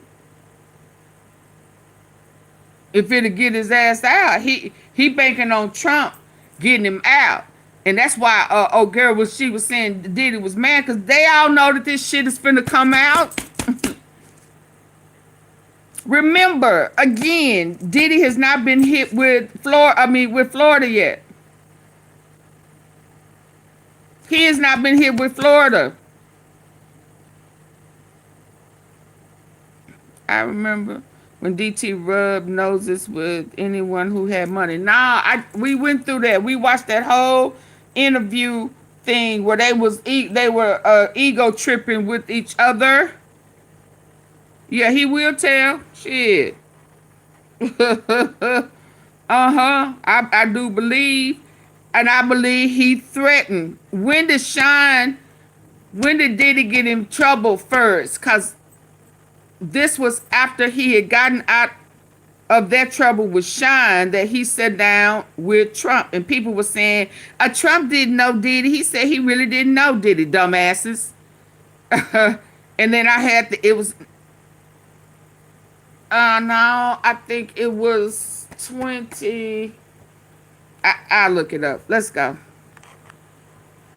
Because they didn't even know that there was an interview with Trump and Diddy. Y'all remember that? And I showed it. Where he sat down and had a talk with him. I wonder why they didn't ask for that evidence. These dumbass people. To stay on this, the American public deserves transparency and the truth, and we're just getting our work started. Have you heard from any of your Republican colleagues, aside from Green, Mace, Massey, and Boebert, who have signaled any willingness to sign on to this 2019 in light of what we've learned today? It was 2019, around the same members, time. I know of a lot of them that will vote yes. So yes, Diddy knows. So basically, because we know that there are enough just to get signals, any willingness to sign on to this discharge petition in light of what we've learned today? I haven't heard from any new members, but I know of a lot of them that will vote yes if this gets out the door.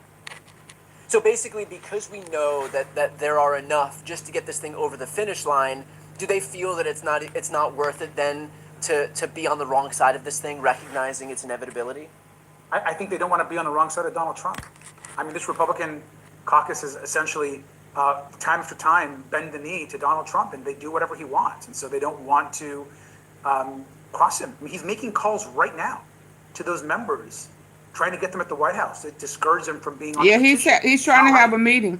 And so what would your message be to those 4 Republicans who remain on the petition in light of what we're seeing now? My message is to stay strong, do right by your constituents. It's their position. Let's get the truth out there, and we have to follow the truth. Oh, Adelita got sworn in. I think they're doing the right thing. Adelita got sworn in. Adelita got sworn in. Hold on. Lord, I need to fill this paperwork out. Let's go. The suffering that the Democrats want to use as leverage. And with that, I yield 2 minutes to the gentleman from New York. Gentleman from New York is recognized for 2 minutes. Watch, Representative. I rise in strong support of this rule and ending this shutdown chaos. They said that. Let me see if it's already started. There she go. The states against all enemies. She sworn in, y'all. She sworn in.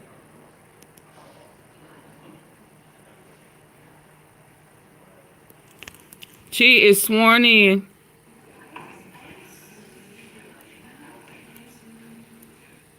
Signed sincerely, Kevin F.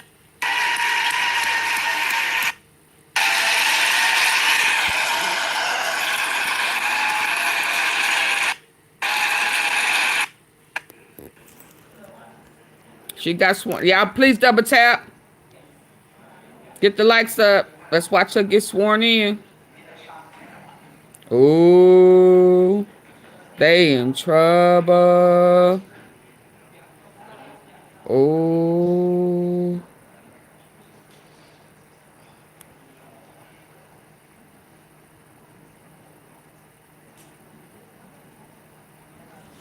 I'm trying to. Present themselves in the well, and all members will rise. Somebody said finally. And the representative-elect will raise her right hand.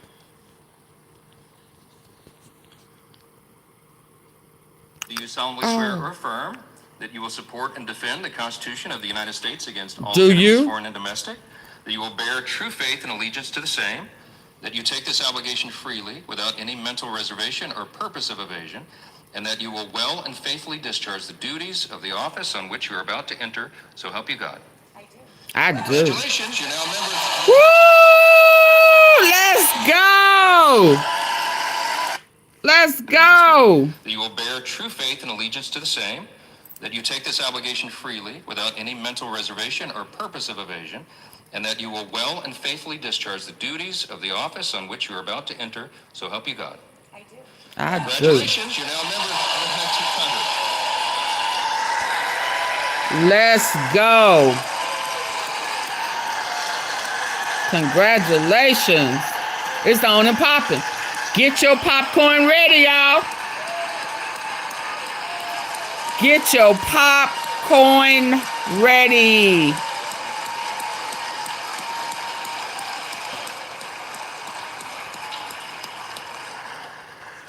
Without objection, the gentleman from Arizona is recognized for 1 minute. Thank you, Mr. Speaker. Yeah, we don't need to hear all this. To rise today to congratulate our newest colleague and fellow Arizonan. Do we? Can we move back on over? Yeah. Is she gonna speak? Let me see if she's gonna speak. Hold on, Lord. I'm I'm trying to get to the T. Yeah, she gonna speak. Let's hear. Abused by rich and powerful men. She is a smart, principled fighter through and through, Mr. Speaker. It is my honor to welcome and introduce to this chamber Congresswoman Adelita Grijalva.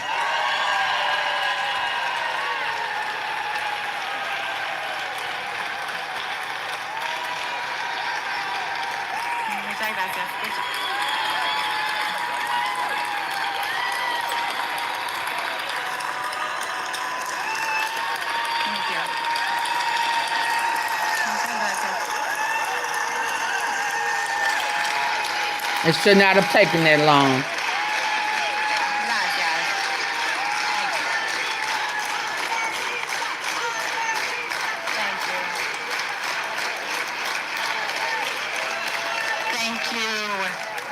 Muchas gracias. Thank you so much. Thank you to my colleague and friend, Congressman Stanton, for that kind introduction, and to the entire Democratic delegation from Arizona and the delegation that stood here with me that has supported me throughout this process. I rise today the proud granddaughter of a bracero, a hardworking Mexican immigrant who came to this country for a better life. And I stand as the proud daughter of a U.S. congressman, a man who spent his entire life fighting for justice, equity, and dignity for the most vulnerable.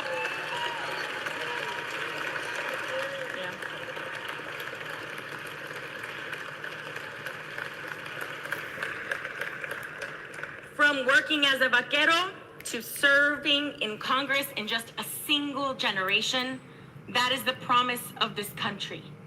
That is the America I want to raise my 3 beautiful children in, Adelina, Raul, and Joaquin. Stand up, baby. Look at them.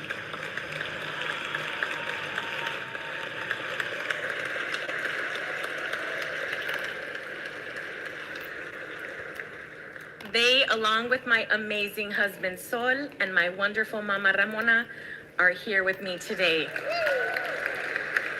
SUBCRIBE Cosmetics just came out with new shades of my favorite product, and I am obsessed. And my Oh, no, you didn't. Don't let joint pain from Oh, my aging God. slow you down. Try Omega XL and see the difference. And thank you to La Gente of Southern Arizona for making history, electing me the first Latina, the first Chicana from Arizona to ever go to Congress.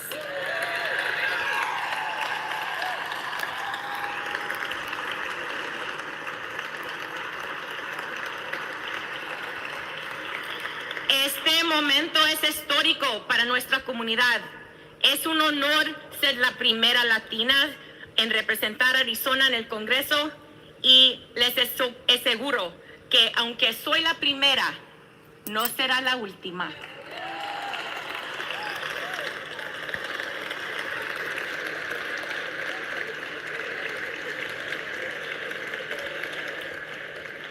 And while we celebrate this moment today, our American promise is under serious threat.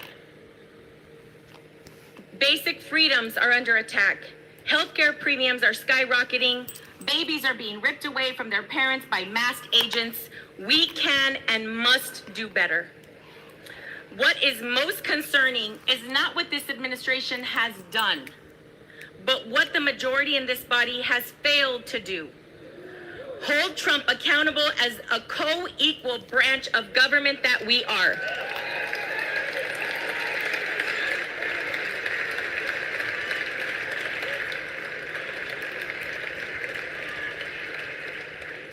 It has been 50 days since the people of Arizona's 7th Congressional District elected me to represent them.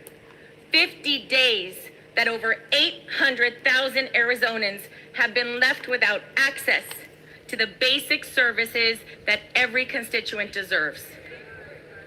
This is an abuse of power. One individual should not be able to unilaterally obstruct the swearing in of a duly elected member of Congress for political reasons. You're welcome, Mimi.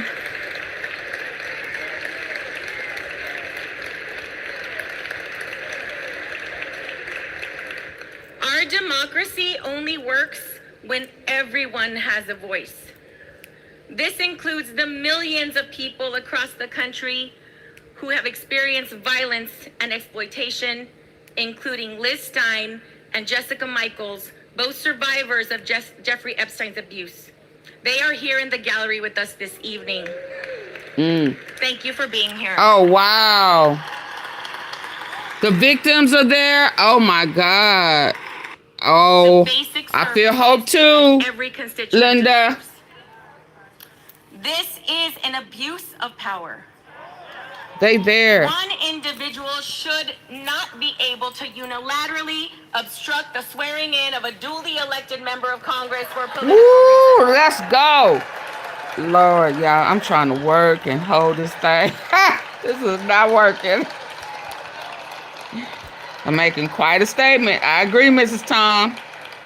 Our democracy only works when everyone has a voice. This includes the millions of people across the country who have experienced violence and exploitation, including Liz Stein and Jessica Michaels, both survivors of Jeffrey Epstein's abuse. They are here in the gallery with us this evening. Ooh, yes. Thank you for being here. Bless them, bless you, bless us all. Thank you, Greg Gould, for the high five. It's amazing. Oh, my God.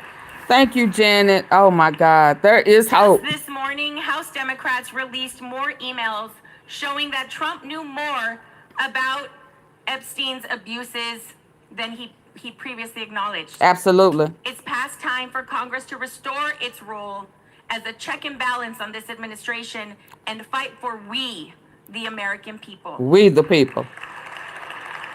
For true law and order. We need to fight for our immigrant communities and veterans. We need to stand up for our public schools, children, and educators. We need to respect tribal sovereignty in our environment. We need to stand up for LGBTQ+ rights, because that's what the American people expect us to do. Fight for them. Equality. That is why I will sign the discharge petition Ooh, right now. right now. Files. Right now. Bring it right now. Bless her. Bless her. Protect her. Justice cannot wait another day. Adelante, mi gente. Muchas gracias. Thank you very much. I yield back. Woo.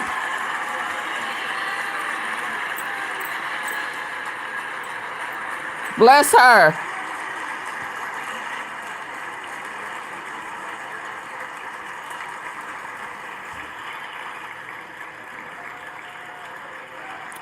Oh, I know they are happy. Under Clause 5 of Rule 20, the chair announces to the House that in light of the administration of the oath of the gentleman from Arizona, the whole number of the House is now 433.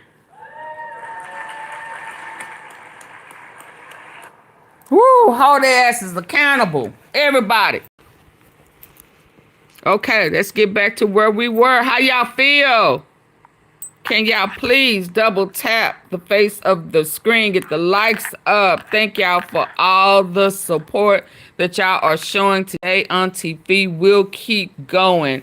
I will make a way out of no way and make sure, let me put this on the stand so I can do a little work and still hear what else is going on. There is hope. Absolutely. Absolutely. What are they saying? Epstein file receipts. I just don't want to hear these people lying. This was an hour ago. Okay, let's hear what you're saying.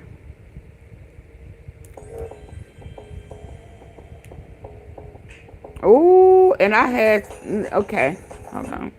Donald Trump is in the Epstein files. We have new emails released for the first time by the House Oversite Committee that show Donald Trump being discussed directly for his involvement with Jeffrey Epstein by Epstein and his now convicted conspirator, Maxwell.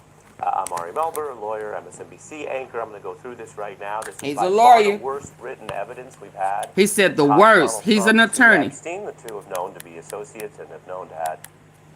Donald Trump is in the Epstein files. We have new emails released for the first time Me too, by the Karen. House Oversight Committee that show You right, Donald Janet. Trump being discussed directly for his involvement with Jeffrey Epstein by Epstein and his now convicted conspirator, Maxwell. I'm Ari Melber, lawyer, MSNBC anchor. I'm going to go through this right now. This is by far the worst written evidence we've had that ties Donald Trump to Epstein. The two have known to be associates and have known to have apparently a falling out.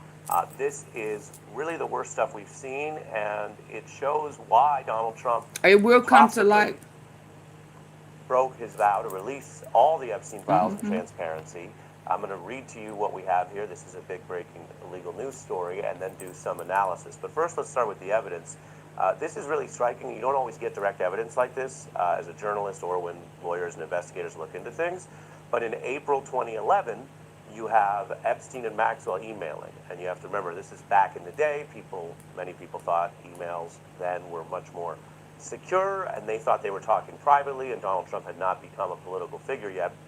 And Epstein, talking about his own legal problems, said, quote, and these are, again, released emails, "I want you to realize that the dog that hasn't barked is Trump." And then he refers to what the Congress has redacted as a victim and says, this victim spent hours at my house with him. He's never once been mentioned. And then in a bit of a cryptic reference, he says, police chief, etc., I'm 75% there. They were talking about his ongoing history and problems. Maxwell, who has since been convicted as a sex trafficker, replies, I've been thinking about that.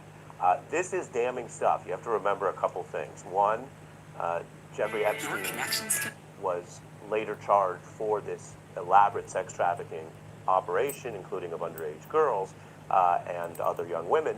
And Donald Trump has steadfastly denied being either involved, and legally, we can say he's never been charged, and these emails don't specifically define a crime, although they are bad for anyone in, well, really anyone, I was going to say anyone in public life or politics, but really anyone, period.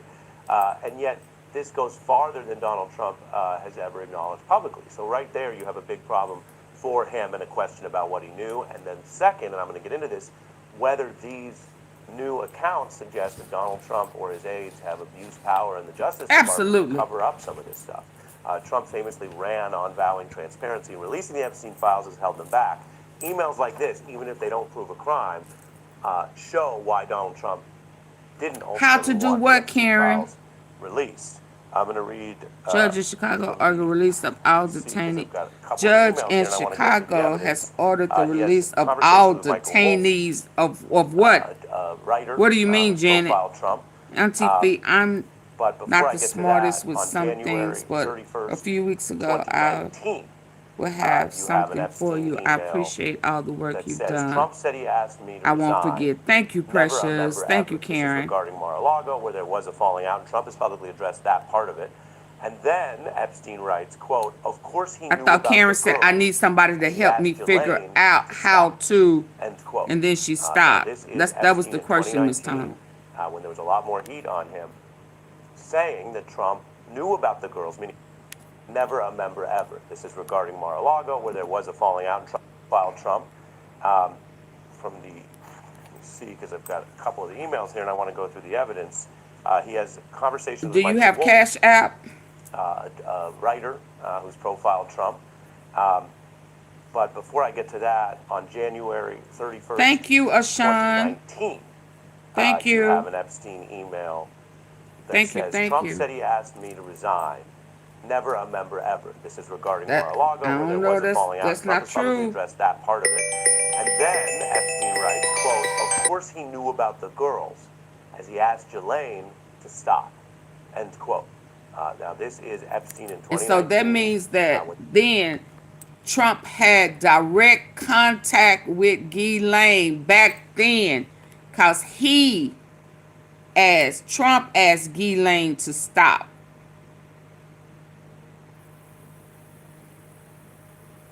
Of it. And then Epstein writes, quote, of course he knew about the girls, as he asked Elaine to stop, end quote. Now this is Epstein in 2019, when there was a lot more heat on him, saying that Trump knew about the girls, meaning knew about the kind of sex trafficking that Epstein did, whatever you want to call it. Epstein might describe it differently. Yeah, Karen, I only have super chat. I mean, they have super chat and super stickers. In all fairness, if you were a lawyer for Donald Trump, you could argue. And then there, if you're on your phone, there's a little box at the bottom. Hold on, let me stop. So if you don't have Cash App, then through YouTube, they have, so like, hey James, at the bottom, I think there's a little box that's a little gift box, or a little box with a $sign. She says she don't have super Cash App. If you hit that box, it'll show you membership, super chats, super stickers. You can donate there. Or if you're on your phone, there's a little box at the bottom, a little gift box. You can send donations by ways of gems. Do you see the little gift box at the bottom? Or if you're on your computer, there's a heart that says thank you. Those are the only ways. Are you on your phone, Mrs. Tom, or are you on your computer? Because it's only if you're on your phone. If you're on your computer, then they have that. Sometimes they will have that super chat, super sticker, or the gift. Okay, yeah. At the bottom of your phone, it should be there.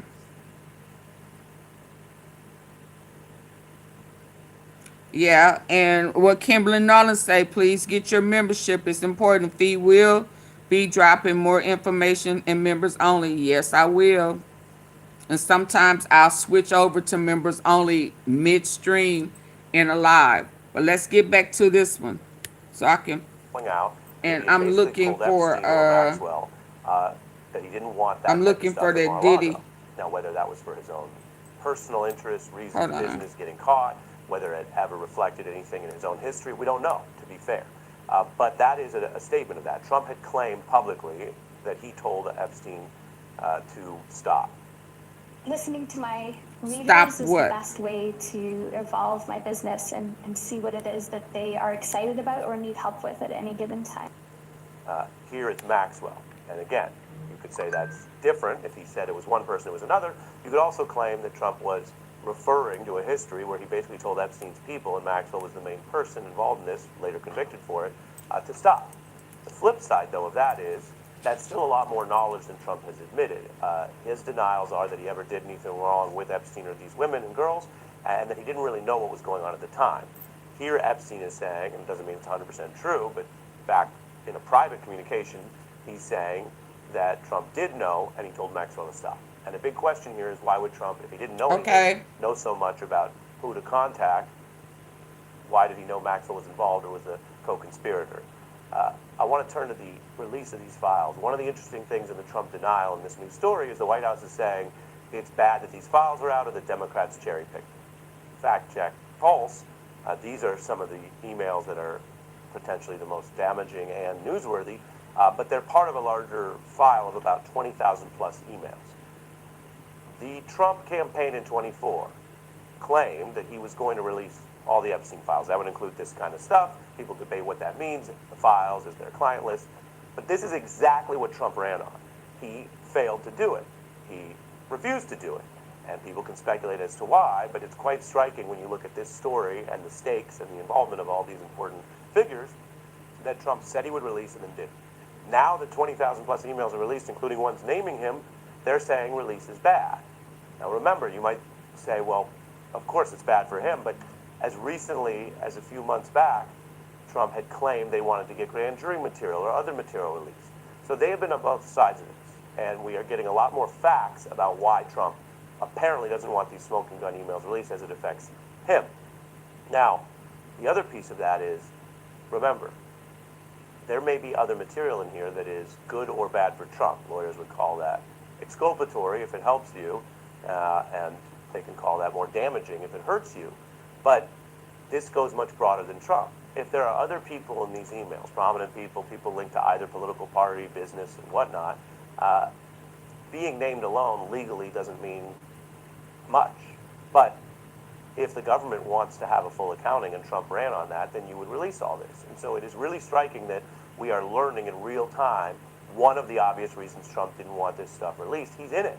And he's in it in a bad way. And even if it's not to a criminal level, he would have to explain, is this true? And why did Epstein and Maxwell discuss, as if it was just privately, obviously true, that he'd spent hours with at least one victim? And he knows that Epstein recorded everything. If that was his goal, because he knew that there was an underlying problem there, whether he knew exactly all the details or not. And Donald Trump didn't just refuse to release this material. In his first year of this second term, he has claimed that stories that link him to Epstein are false or defamatory, unlawful. He's currently suing the Wall Street Journal when it first reported that he'd signed this very sort of, body or illicit birthday card for Epstein. Then the card came out from the Epstein estate, confirming the Journal's story, and he has that open lawsuit.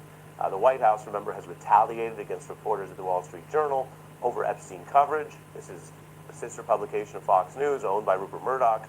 This is generally considered a business or right-of-center publication in its editorials, and yet Trump is going to war with them over this stuff. And so these new emails AunTeaFee, I saw a picture of him links with Epstein, on even if some not other criminal, video. while he goes and attacks those reports. That's really Dress, striking. So dress there's another legal kind piece of this that's a of little more thing intricate, and I'm going to discuss that right with now, long brown hair. which goes to how the DOJ, under Donald Trump, has both pushed secrecy for Hi, all of the Catherine. Epstein files. A lot of Hold the on. victims and survivors have spoken out against the government. Doesn't mean they want to be left, right, red, or blue, but they've spoken out against the way the DOJ has operated under Trump, against victims' rights, against transparency. Now remember, there was this very unusual interview with Maxwell, who is mentioned here. I'm just going to read this again. Epstein says, Trump said he asked me to can't make her resign, go away. never ever a member there, to Mar-a-Lago, quote, of course he knew about the girls as he asked Elaine to stop. asks Maxwell to stop. Maxwell is the only person ever convicted in this whole sordid case. If he At the touch federal her level, now, she's currently he'll in sit prison. and duck. She got a more lenient shift when all this stuff was back in the news under the Trump DOJ. Leniency for a sex trafficker or someone linked to pedophilia is quite striking. Most Americans obviously oppose that. And the suspicion was, and it's not to get into a total conspiracy theory, but the suspicion or question, and you have to look at the facts, is why did she get better treatment? And why did she have this unusual interview with the Deputy Attorney General, not someone involved in the original case? Hold on, y'all. But Trump's Let me former pause. defense Let me lawyer who has his pause. top DOJ. Let me pause. Let me pause for a cause. An explanation. Okay, so if you are on, oh Lord, now it said,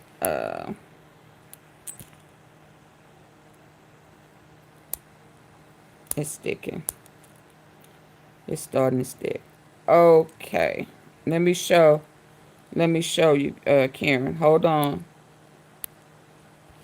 Okay, so the three dots that I'll be talking about. So this is typically where I'm at. Right, there go y'all names and stuff.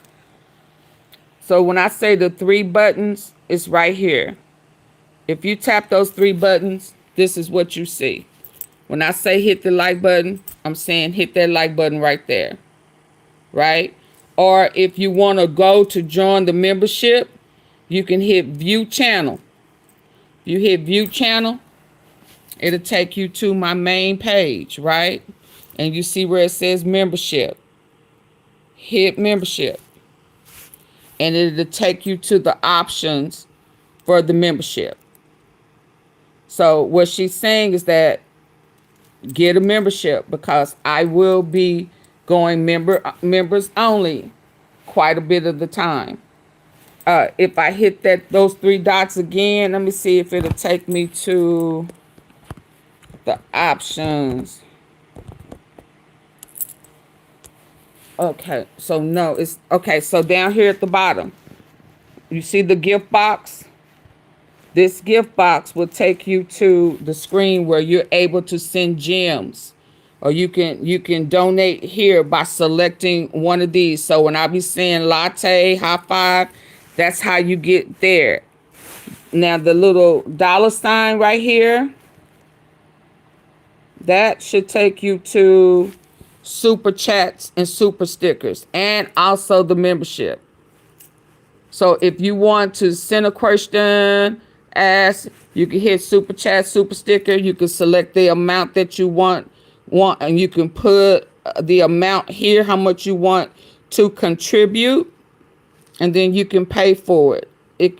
Well, ooh, that 300. Look at that. It go way up there, don't it? Let's see. Yeah, so it can get up there. Okay. So that's where you can send a super chat or super sticker. It's this one right here. This is the jewels and the gifts. The three dots at the top, right, is where you can go to hit the like button. Or if you're on the face of your phone, you can just double tap like right here. Well, I already did it. And then it will acknowledge it right there. Okay? Y'all got it? Was that helpful? Let's get back to it.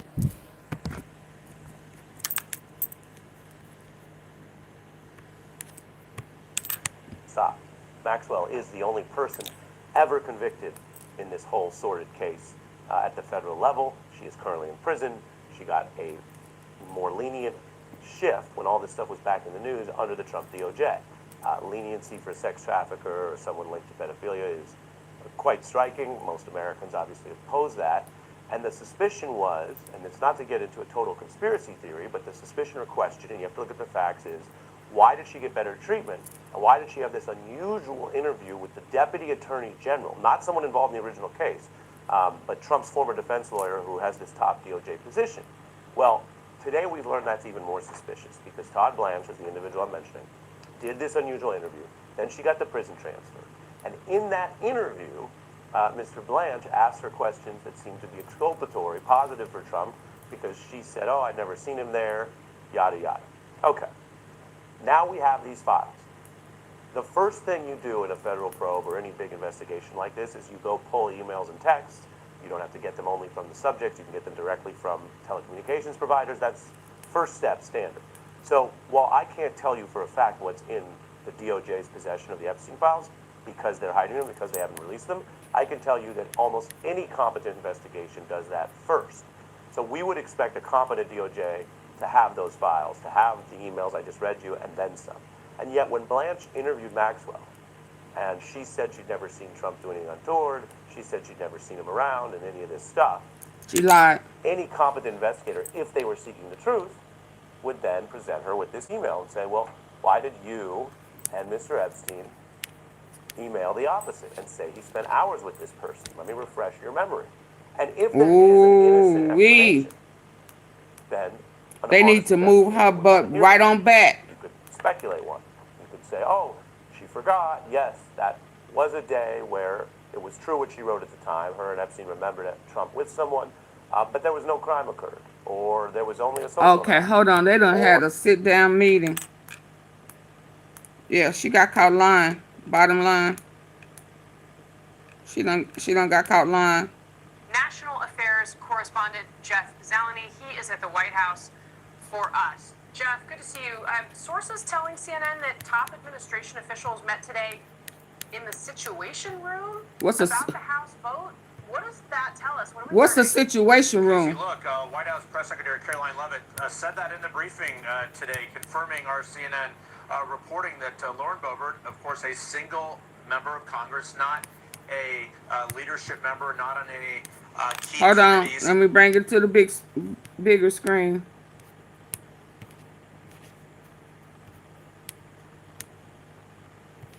Officials met today in the Situation Room about the House vote. What's a Situation What does that tell Room? us? What do we National Affairs correspondent Jeff Zalany. He is at the White House for us. Jeff, good to see you. Sources telling CNN that top administration officials met today in the Situation Room about the House vote.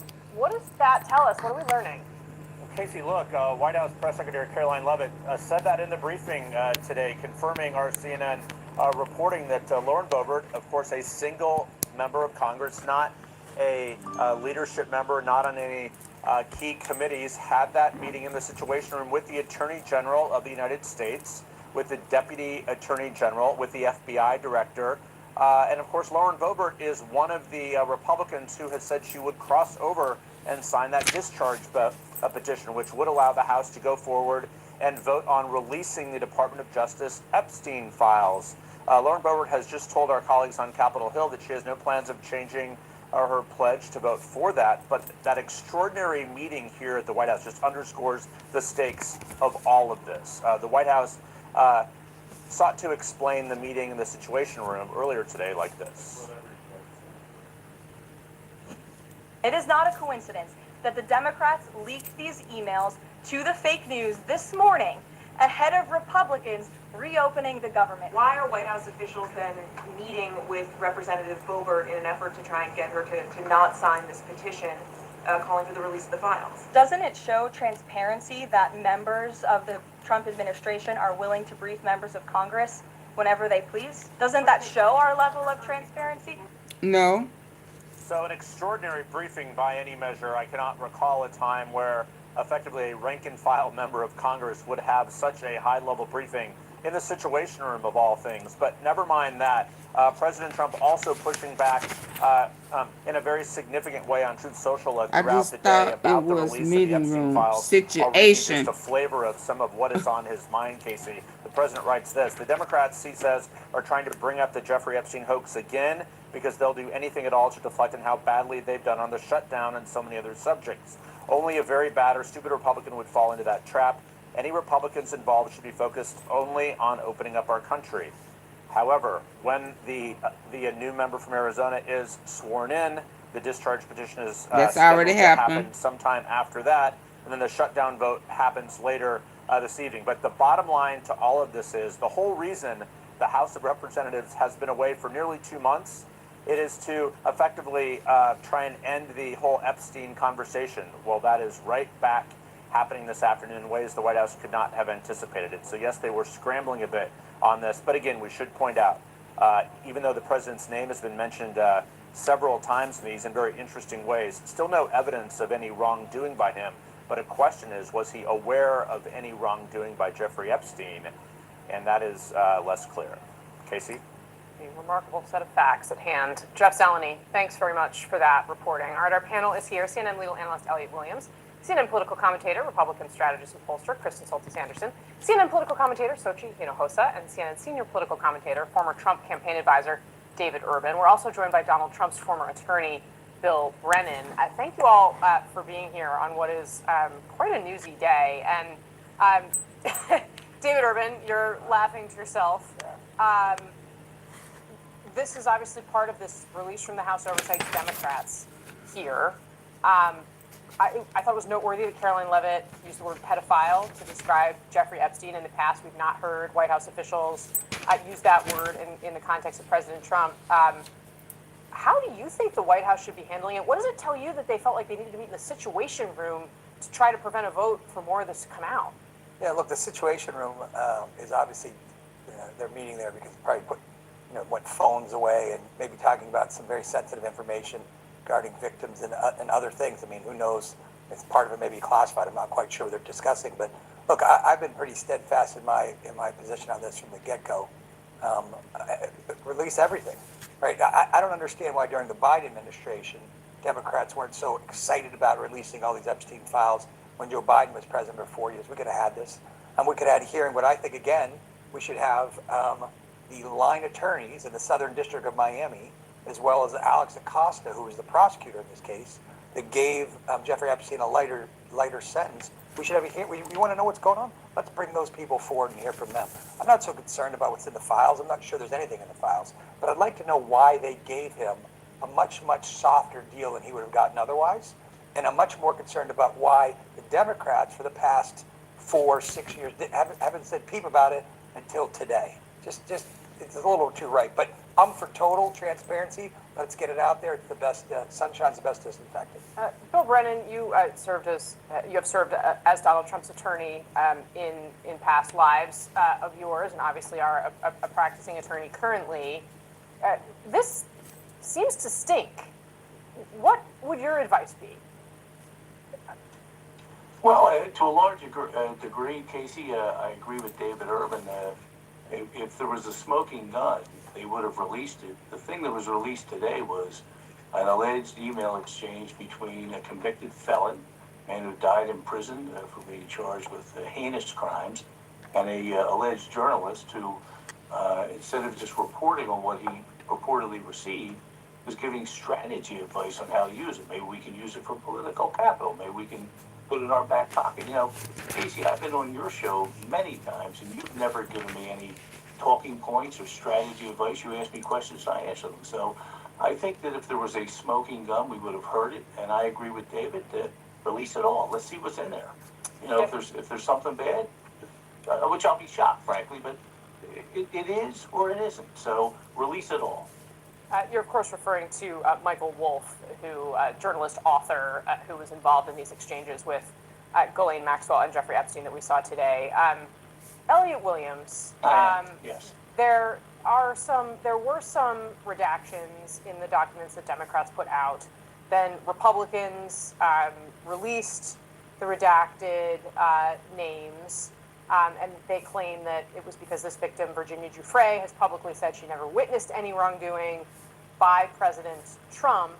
Obviously, the details here are important, but the big picture is also critical. I think that just keep coming back to this basic question of why won't they just put out all the files? And we have a stunning degree of unanimity on this conversation today because we're all in agreement that this stuff should have been out there. Let's be clear.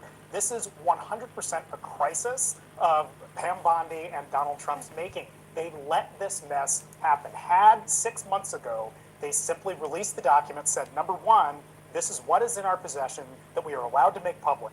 Number two, this is the material in our possession that we are not allowed to make public because the law does not allow it. And number three, this is what Donald Trump knows. Some of it might be a little bit embarrassing, but number one, he thinks Jeffrey Epstein is a creep, but he did not engage in any wrongdoing, and here's what he knew. If they'd just done that 6 months ago, they wouldn't be here dealing with this mess. And Pam Bondi standing at the Oval Office and suggesting that she had binders of information that she was passing out and was set to release the whole file only made this situation worse. They screwed up. So did. They got caught slipping. They thought that we was gonna forget. They was counting on us to forget about it. That is what they were counting on. They thought that we were going to forget, and we did not. Bravo to you for not forgetting. What is the other one that I have? Yeah, what I want to do is find that. I want to find something and play it just as a reminder, because it's a lot of moving parts. Let's hear about this little girl. And, just a tabloid flashback. And it's where a revelation is Katie? that slices into the core myth of what's emerging isn't just a tabloid flashback. It's a revelation that slices into the core myth of Donald Trump's public persona. We cannot forget about little Katie. Katie had filed suit. You are welcome. Had filed suit on Trump. They were offered a undisclosed amount. Her life was threatened. Her family's life was threatened. They dropped the charges, but her name has not left at all. Remember, Katie is the little girl who was said that he liked her because she favored Ivanka. Y'all remember that? What's emerging isn't just a tabloid flashback. It's a revelation that slices into the core myth of Donald Trump's public persona. The carefully packaged story of his love at first sight meeting with Melania unravels into something far darker, rooted in the same Manhattan ecosystem that nurtured Jeffrey Epstein and Ghislaine Maxwell. These weren't isolated social circles. They were transactional arenas where power, beauty, and access intertwined. Trump's connection to that world through figures like Paolo Zampoli, who blurred the lines between modeling, money, and real estate underscores. How he was never an outsider storming the gates of privilege. He was a product of it. Melania's Einstein visa and her family's immigration path exposed Trump's political hypocrisy in its rawest form, demonizing the very process that benefited his own household. The reemergence of this history isn't nostalgia, it's a reminder of how corruption, image, and exploitation built Trump's empire. The new issue of living with Mr. Trump on the cover. Merging modeling and high-end property is the idea of Italian entrepreneur Paolo Zampoli, a friend of the New York tycoon Donald Trump. Several of his top models have a foot in both camps. Hold on. But they're really not. An entrepreneur, Paolo Zampoli, a friend of the New York tycoon Donald Trump. Several of his top models have a foot in both camps. Melania's Einstein visa and her family's immigration path exposed Trump's political lines between modeling, money, and real estate underscores. That's who had her was never an first. outsider storming the gates of This is the guy who had her first. Brought her over from her foreign country and had her stand with another guy. That's one of Epstein's friends. Same circle. Okay. So I guess he sold her or pimped her to Epstein. Epstein had her for a year. Then he sold her because she had depreciated in value to Trump. He cut him a check. She gets around. And if y'all remember the story of the girl the other day who was pimped out at a very young age, she started being groomed at 4, pimped out by her babysitter husband first. Then the mama started pimping her to the elite. She started being taught how to spy at age 6. how to get with the old men and find out their weaknesses.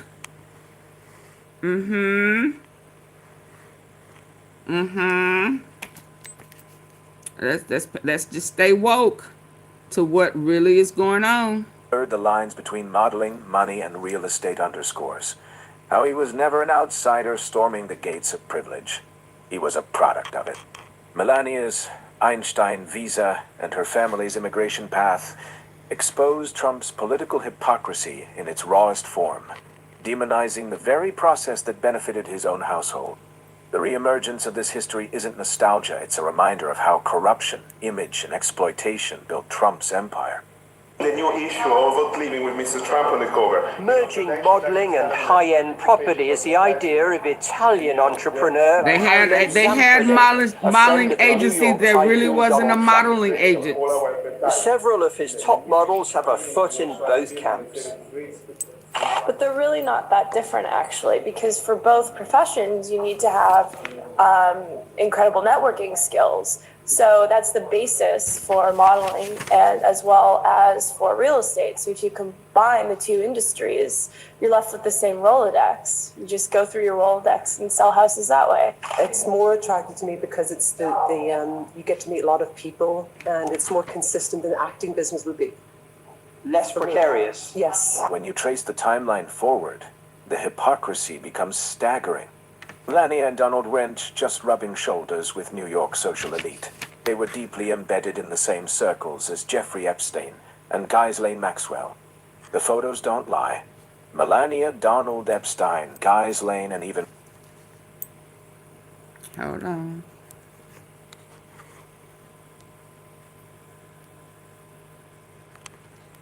Karen. Okay, so it says Melania, Donald, Ivanka, and Karen. Who is this girl down here?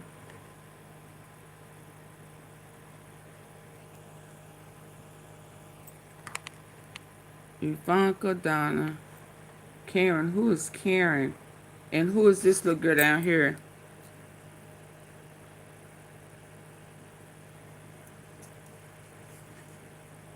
Is that the little girl that he liked because she favored Ivanka? Karen McDougal, the woman Trump would later have an affair with shortly after Melania gave birth to Barron, all shared the same orbit of excess and moral rot. Melania's own immigration story mirrors the very system her husband demonized. She obtained an Einstein visa, a privilege typically reserved for extraordinary talent, then used it to bring her family to the U.S., a process Trump publicly condemned as chain migration. The irony is breathtaking. It sure is. And when Trump's infamous Access Hollywood tape surfaced, Melania didn't recoil. She excused it as locker room talk. Her silence and complicity became the quiet scaffolding of Trump's corruption, privilege, and double standards. Hypocrite. Irony is breathtaking. And when Trump's infamous Access Hollywood tape surfaced, the very system her husband demonized. She obtained an Einstein visa, a privilege typically reserved for extraordinary talent, then used it to bring her family to the U.S., a process Trump publicly condemned as chain migration. The irony is breathtaking. And when Trump's infamous Access Hollywood tape surfaced, Melania didn't recoil. She excused it as locker room talk. Her silence and complicity became the quiet scaffolding of Trump's corruption, privilege, and double standards. He described it as locker room talk. Mm-hmm. To you, I mean, you sort of alluded to that as well. Is that what it is to you, just locker room talk? Yeah, it's kind of two teenage boys. Actually, they should behave better, right? He was 59. Correct. And sometimes I said, I have two boys at home. I have my young son and I have my husband. So, but I know how some men talk, and that's how I saw it, yes. Melania Trump wasn't just a silent accessory in Donald Trump's political ascent. She was an active participant in one of his most toxic campaigns of deceit. Long before she was the carefully curated First Lady, Say what now? Melania helped amplify the racist birther conspiracy against President Barack Obama, a baseless attack designed to delegitimize America's first black president. She appeared on television interviews, echoing Trump's lies and lending a veneer of credibility to one of the darkest smears in modern political history. How dare you? Far from being the political figure Take your her ass back defenders to claim, your country. Melania was a willing instrument in Trump's propaganda machine, a polished messenger And deployed then to you have humanize the the nerve to try to repeat everything that Michelle Obama would say because you sound stupid and can't complete a sentence. Yeah, and you sound like you are a foreigner with no class that came in on your back. And so that you can sound like you had some class, you had to repeat what Michelle Obama said. Because you couldn't come up nothing classy and elegant to say. The nerve of you. The nerve of you. And you came over here in this country on your back. Yeah. Pass around.